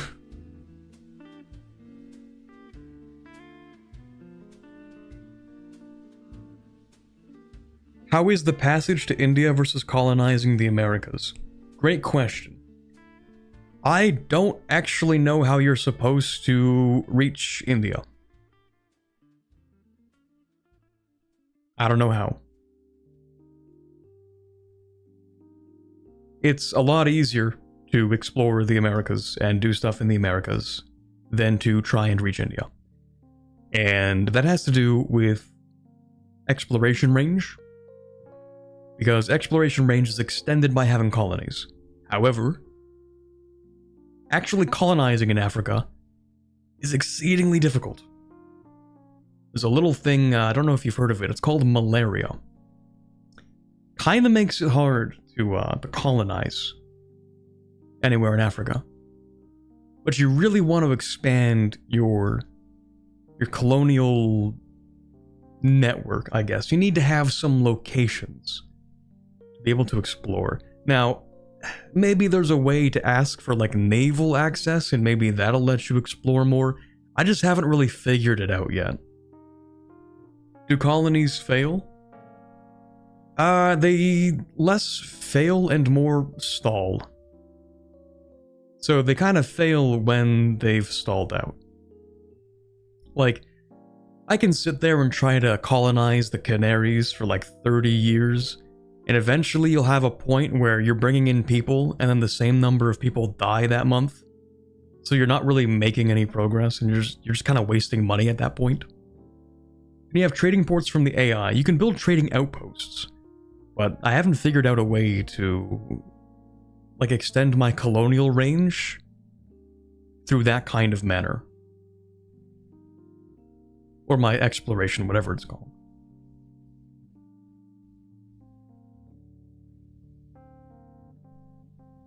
There's no building trade outposts. Well, like, you can build trade outposts. Like, trade offices and stuff. But they don't expand your colonial range, I don't think. Like, you have to prepare explorations from a location within your market. Not within your market. Within a location that you own.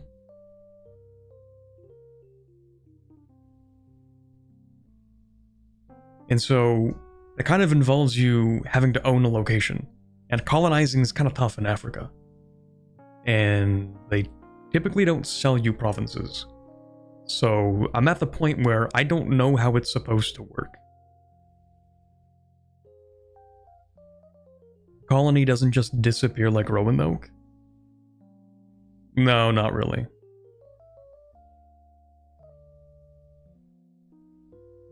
I mean, if you decide to start trying to colonize an area and you stall out, you're not bringing in enough people. People are dying faster than you can bring them in.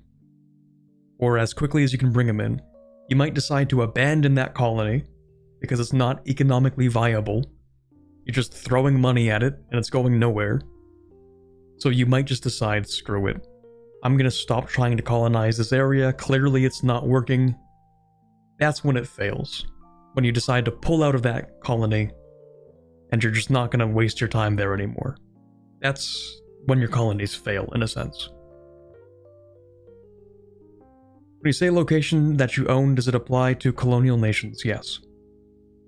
Do we know about missions yet? We did talk a little bit about missions. I have not seen any that are country-specific. We are getting, so far, Imperator Rome style missions that I've seen so far. And we did kind of talk about that a little bit earlier.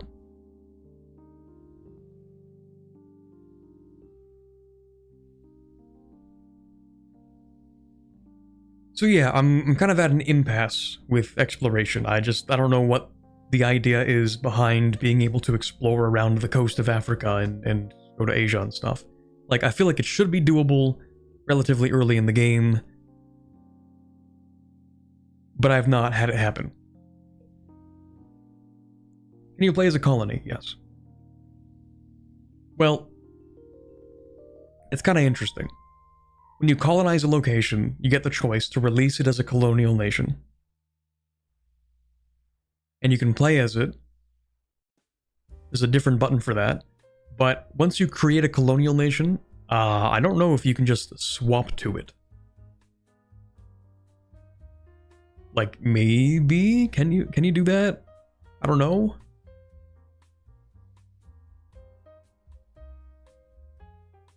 I'm not entirely sure.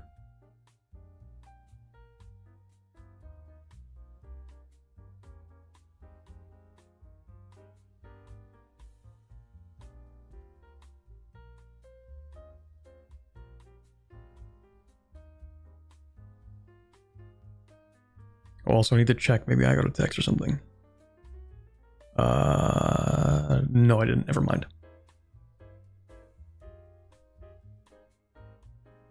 With the earlier start date, are you seeing that you already won by the time colonization started? Not the way that I've been playing, although I've seen other people play in far more aggressive ways than I do. You can definitely become rather powerful by 1444. But not the same way that the first 100 years play out in EU4.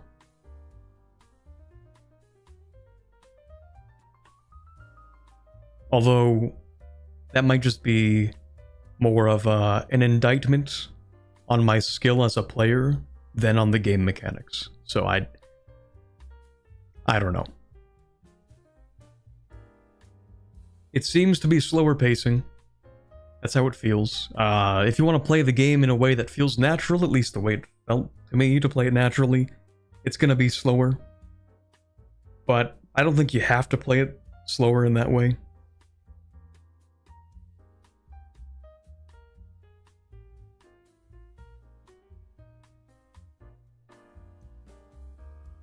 How does trade between different markets of my markets work?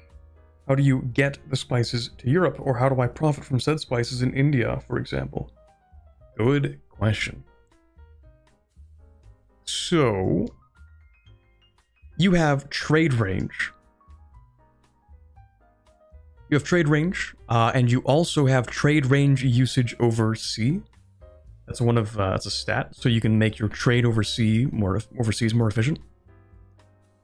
Trade is done either through your burghers, that's the automatic trade system, that's always automatic, or you as a player can also, or you as a country, as a crown, I guess, can get trade capacity within your market, and you can use that trade capacity to import from a different market.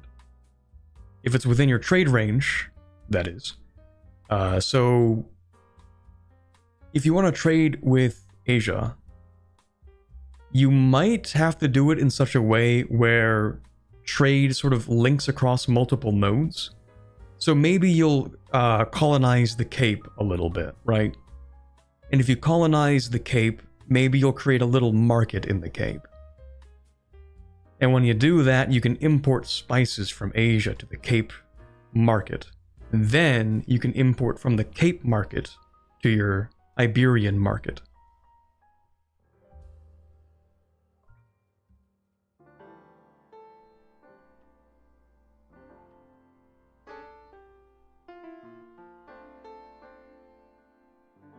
Is it a bad idea to build a very tiny colony or outpost to get your market in range of another market?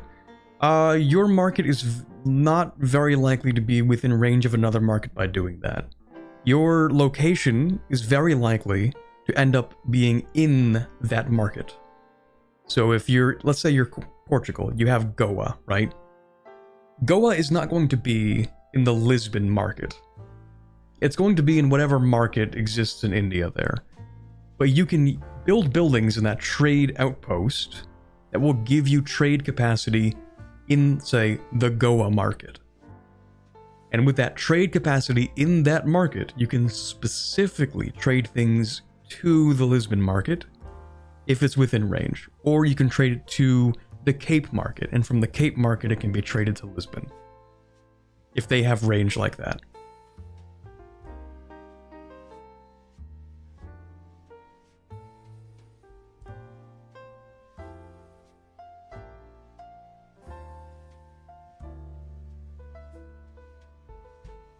Does border gore happen more or less often? Definitely more often.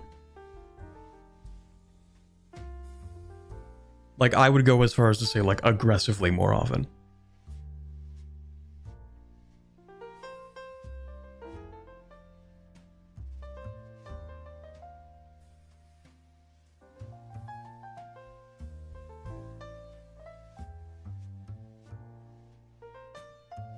Is this a good thing? It makes the game interesting, at least. But I think ultimately it's not ideal.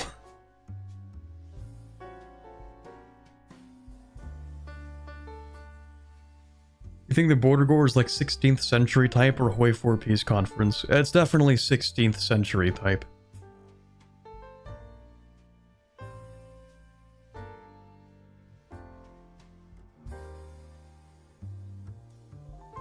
It's like, oh, this one country's gonna have, like, a tiny little port over here in a random place.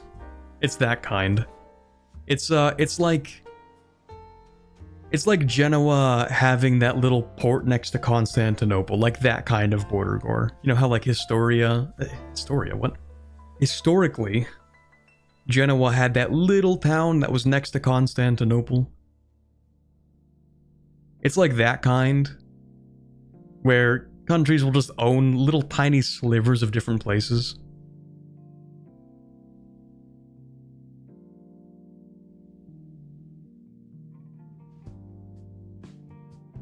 How do loans work? Good question.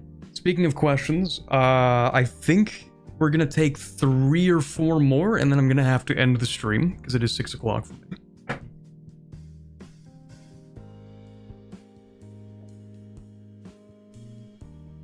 So loans, when you take out loans, it's going to be from, I believe from your estates, maybe.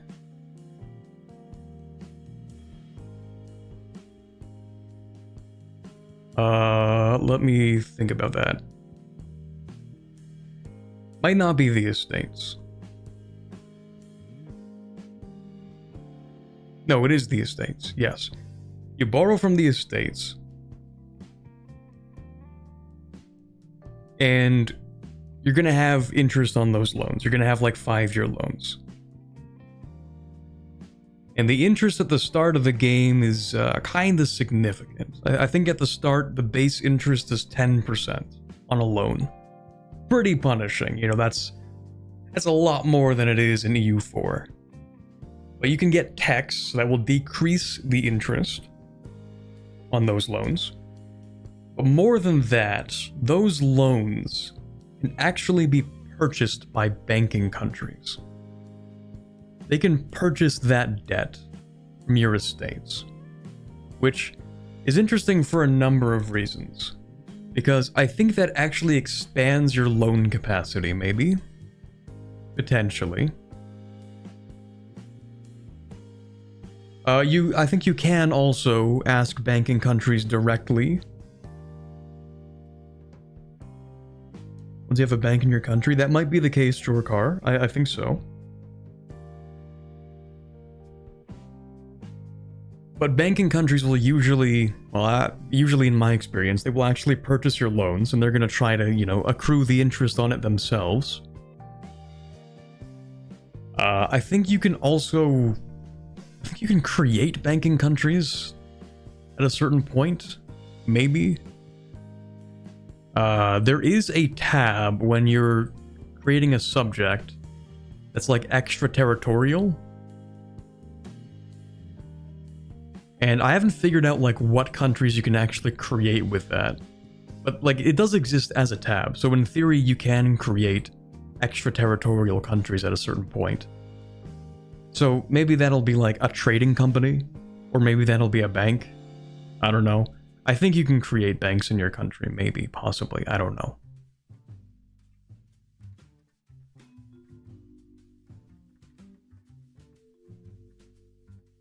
Can you establish a subject building country? Yeah, that's pretty much what we talked about. Like, there's a tab for it. I assume it'll be used by something, I just don't know what yet. Maybe tied to certain texts? Maybe? Possibly. I haven't encountered them. If they do exist.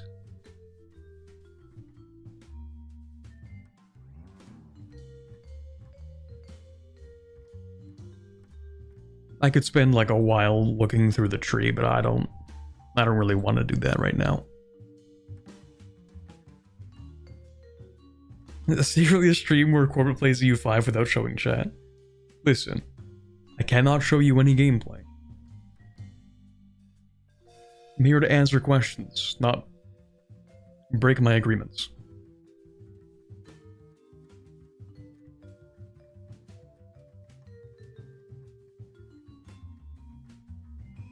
Can you search in the tech tree?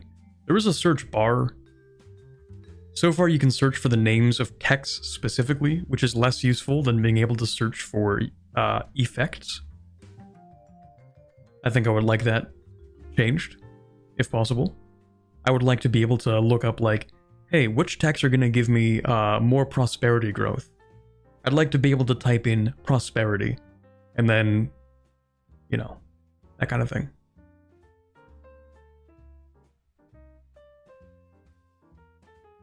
When can you show more gameplay of EU5? I do not know. Before the game releases.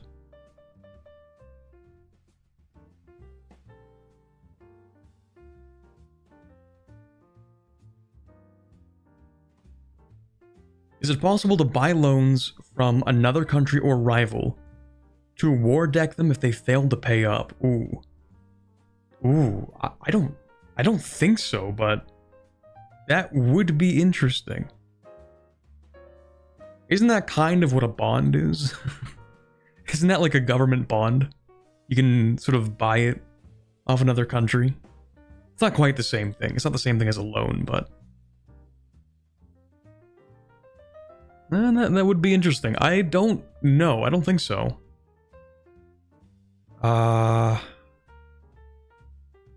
I mean, you can offer loans to other countries, but I think unless you're a banking country, I don't think you can actually purchase their loans.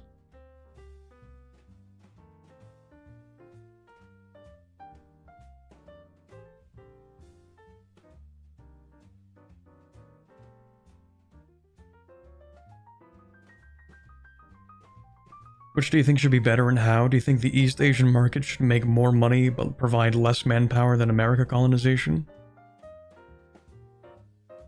I imagine it just kind of would do that. It probably would make a lot more money. Well, it kind of depends.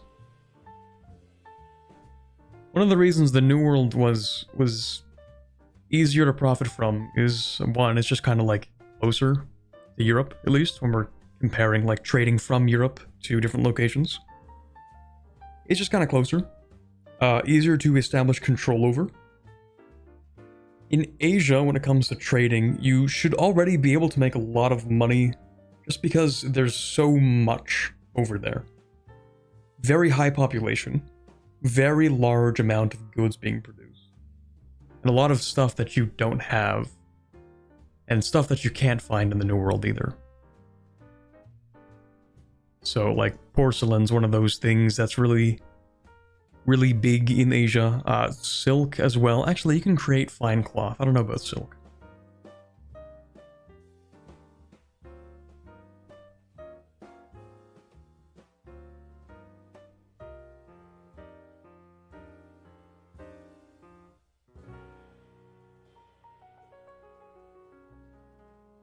In terms of a full monopoly of either... A full monopoly of either. I figure, I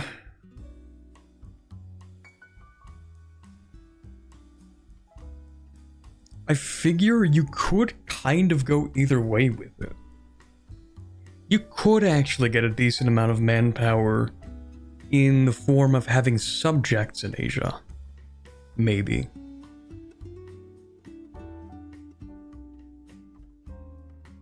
I think any empire in Europe is probably going to want to do both. You get a lot more control over your colonies in the New World, and a lot of money from your colonies in the East. So I guess you would maybe... I don't even know if you get manpower from the colonies, though.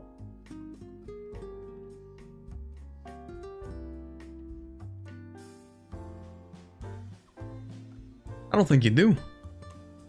What do you get from them?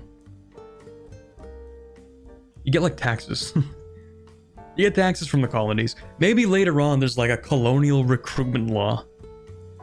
That's the thing, like, I haven't played it far enough into the game. I'm thinking, like, maybe there is a colonial recruitment law at some point. Like, that would be interesting. Maybe.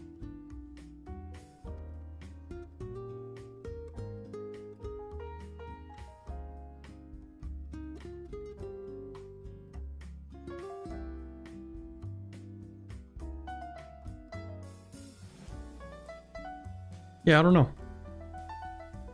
Yeah, they can fight for you directly, that's true.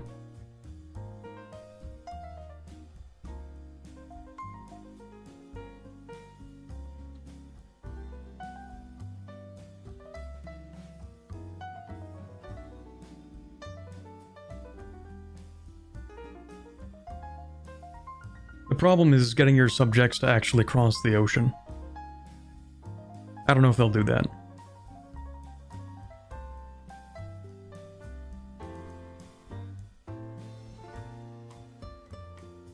Does it feel like the AI can keep up and have nations of comparable size and strength to you? If you're Spain and colonize the historical New World, would the AI have the UK also be a global power? In the current state of affairs, I don't think so. Only because the AI doesn't do that much colonizing. Right now. At a certain point, if they fix that, maybe. I also don't think I've seen a Great Britain yet. I don't know if anybody has. So that's something.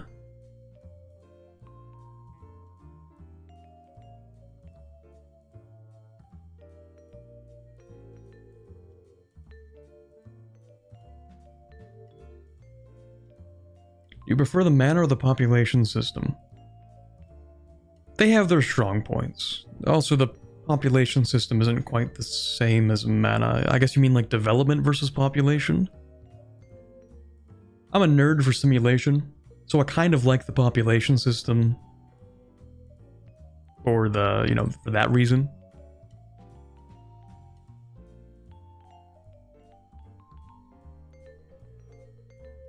About colonial manpower, how bad and or difficult is it to transport those troops? I've never tried to transport colonial troops to Europe. Haven't played far enough into the game for that.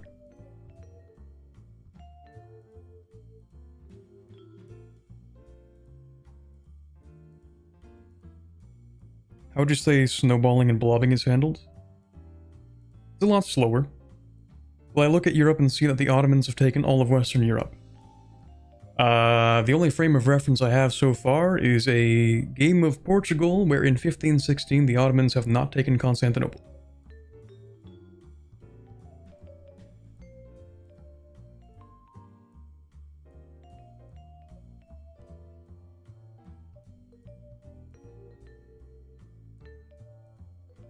In fact, a lot of the global powers tend to fracture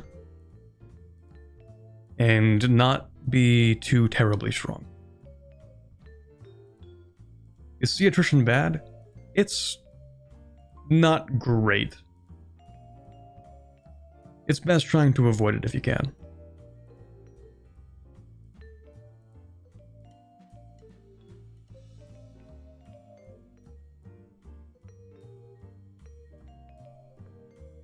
Is the Yuan Ming explosion back? Yes, the Yuan explosion is very violent.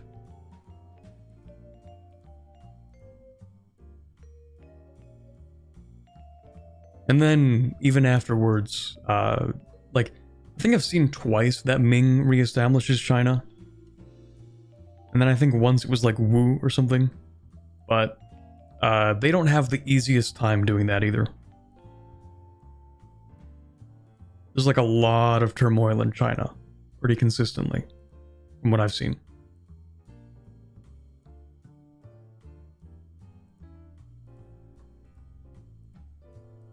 But yeah, blobbing is kind of restricted for the most part. At least for the first 200-ish years of the game, I'm not seeing any super blobs. Some countries grow in influence, some wane in influence. It never really seems certain. Not the same way that it feels more certain in EU4.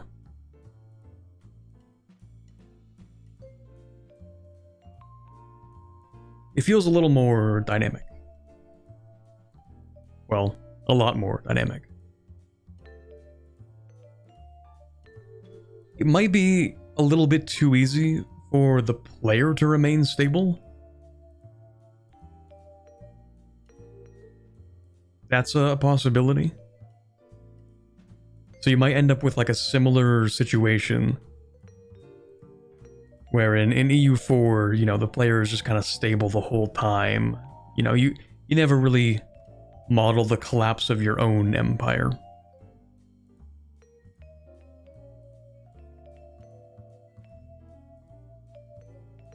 But it also depends on where you are. See, I've played Portugal and that's really easy to survive. I played Tibet. Actually, if I had continued playing Tibet, then I would have collapsed. Because the powers in India would have continued to outpace me. Because I'm Tibet. So that, for sure, would have been the collapse. The collapse of my empire, if I had continued it. How do mercs work? So mercenaries, you kind of just like hire a mercenary. And you ask it to like gather an army for you.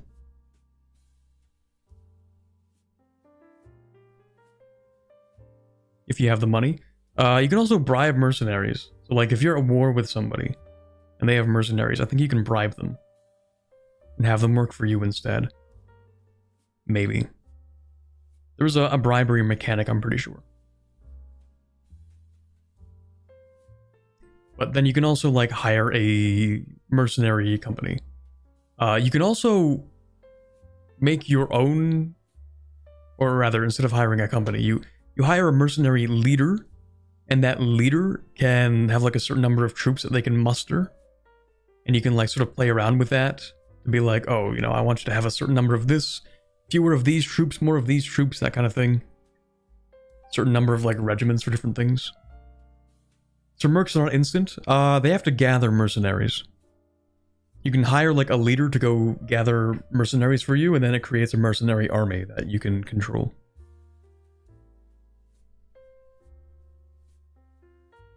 And then you can also actually make your own armies available as mercenaries for other people to hire. How much does the spread of the plague affect the early stages? Is it random or predictable? Can it cripple countries? It is absolutely catastrophic. It's devastating. But a lot of the time it doesn't take too long to recover from it. Like your population will take a while to recover. You might have a lot of stability issues over the course of the Black Death.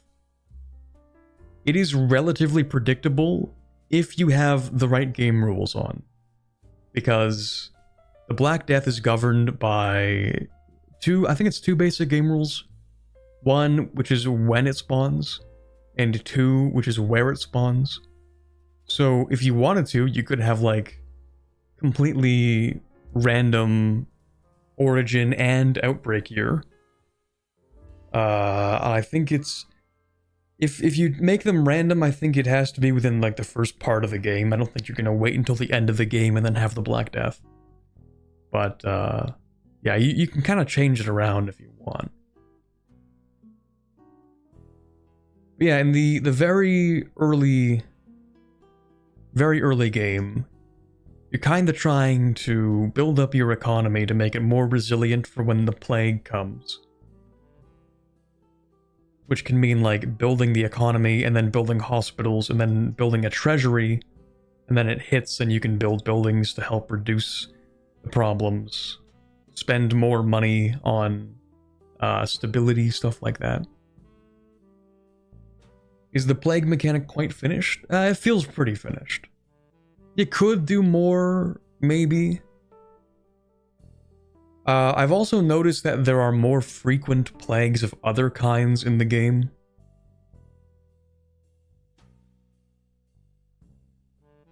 So, for example, when I was playing, what was it? When I was playing Mali, it was actually last night, I didn't really get the Black Death. It didn't really reach Mali. But I did get a smallpox outbreak. And that was pretty devastating. It wasn't as bad as the Black Death would have been, but it took out like a good chunk of the population. It was pretty bad.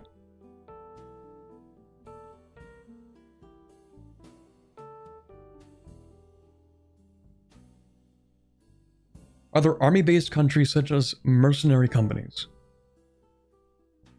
I mean, yes. As for playable ones, maybe, I think.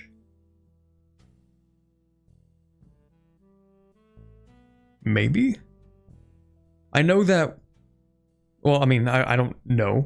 Someone mentioned that when you summon a conquistador, when you hire one to go do conquistador things, that conquistador becomes an army-based country. Now, they do exist, army-based countries, but in terms of playable ones, isn't the Golden Horde one? It very well might be. I don't know what really sets them apart, to be honest.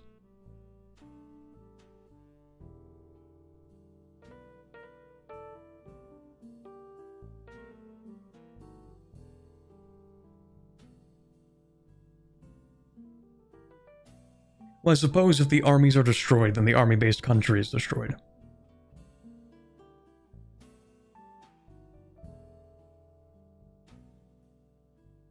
Will they shatter if their army is destroyed? That could be. I mean, that would make sense. Army-based country with no army, so you have no country.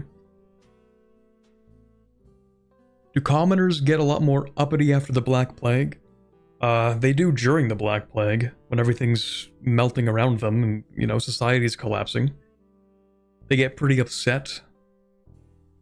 Well, actually, funny enough, I don't know if the stability tanks that much if you don't take a lot of actions during the Black Death. Like, more people die, but you become more stable. Or at least you don't become less stable, which is interesting.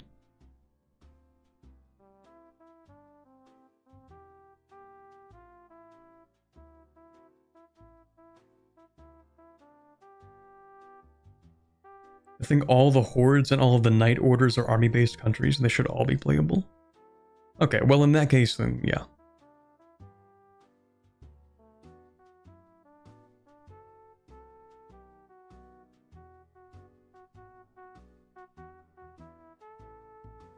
Easier to stack wipe or harder?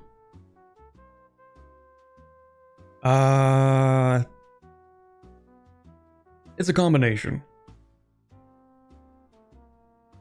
The AI, I feel, splits its stacks quite a lot. And so you might have more frequent stack wipes of smaller stacks, maybe. but in an actual battle, I think it's harder to stack wipe. It also depends on whether you're fighting levies or professional armies. Like, if you have a professional army and you're fighting levies that are like the same number of troops, it's a lot easier to stack wipe.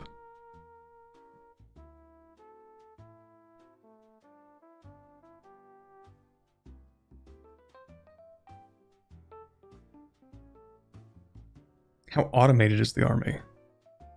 Well, you do kind of get full control over it. It's kind of like EU4 based movement with the armies. You can give them tasks if you want to. You can like automate some of their actions. Give them objectives and stuff. So like in late game when you have a lot of armies or something, then you can be like, okay, please just like do this.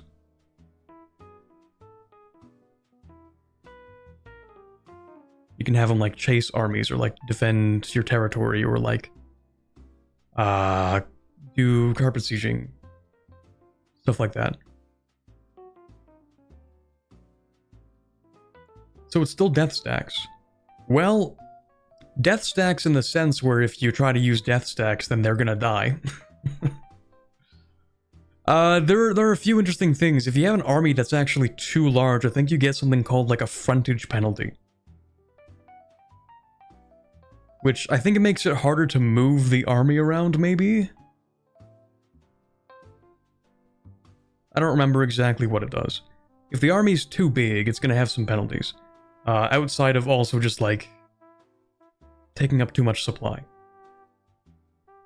And also attrition is more punishing.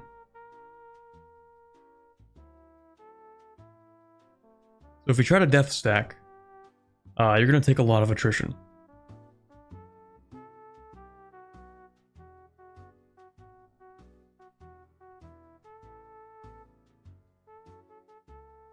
Frontage should be an in-battle mechanic, so they won't fight as effectively, I guess. It might be that, but I'm pretty sure I remember like a specific movement speed penalty or something.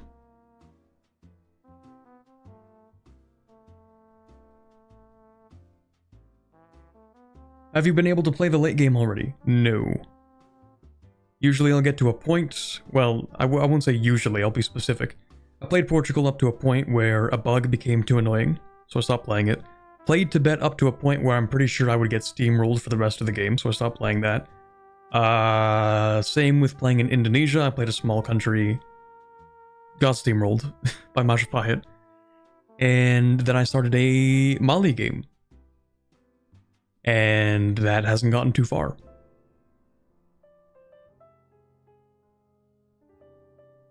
The only late game I've seen is in spectator mode. Are bandits a thing?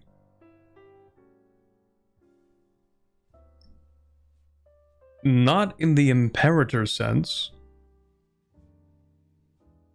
But I think there are pirates. I think. There are definitely privateers. I just don't think I've really unlocked them yet.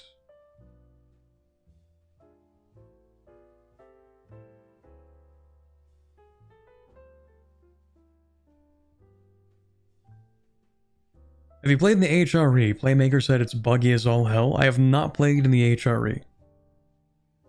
How's balance? Needs improvement still.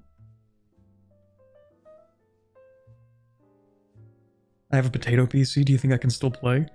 If you have a potato graphics card, maybe on the very low settings. Potato CPU? It's a tougher one. What did the world look like in that spectator mode game? Super far from reality? Yeah. Far from reality is one way I would put it.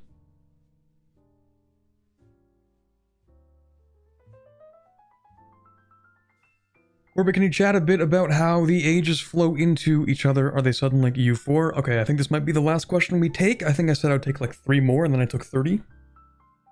So, this will be the last question that we'll do for today. So the ages sort of have set beginning and end dates. So the Age of Renaissance has always started on in 1342 or 3. And then everything kind of follows the something 37. So you have like the Age of Discovery starts in 1437 and then so on and so forth. And I think it's like always on that date. And I think whenever that happens, it also might spawn the institutions.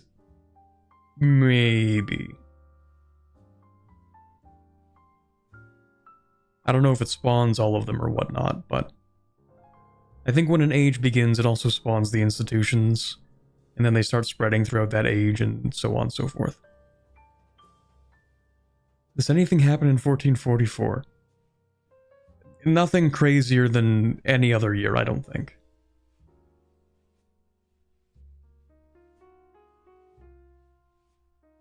They only spawn if someone meets the conditions for it, I think. That could be true.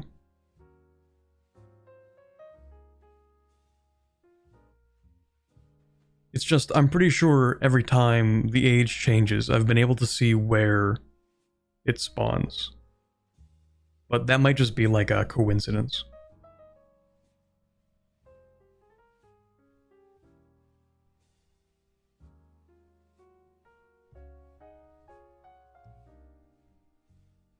How fast does the game move? I've only had it slow down while playing, and then I can like close the game and then reopen it, and it becomes fast again. I haven't played super late, so I don't know how late game performance feels. Okay, I could keep answering more questions all day, but I kind of wanted to end this stream like over an hour ago. So I'm gonna go ahead and do that right now, actually. I think we're gonna call it for today. So I also have another stream tomorrow. Different stream though. Yeah, we've been doing this for a hot minute. Glad I did manage to actually fix my streaming problems. That's good. Yeah, I think we're gonna call it for today. I'll see you guys tomorrow morning. Of course, we do have another stream, some more Anbanar, of course, going back to some EU4. And then, I don't know what's in store for next week, other than the fact that I'm going to be very busy through most of the weekdays, so we'll see. I might have a few sort of later streams, kind of like this, where I stream a little bit more towards the evening, starting closer to 1:30 my time, rather than like 10 in the morning. But yeah, I'll see you guys tomorrow, if you're there for Anbanar, and if not, then there will be a video on Sunday, so congratulations. Anyway, thank you very much for being here. Once again, I will reiterate, big if, you plan on pre-ordering the game, then I would appreciate it if you use my link in the description, or my code quarbitpdx at checkout. You can do either of those if you plan to pre-order the game. If not, then just don't do it, I guess. Don't pre-order the game for my sake. Pre-order the game if you want to pre-order the game. Alright? Anyway, have a good rest of your Friday. I'll see you guys tomorrow morning, and bye bit.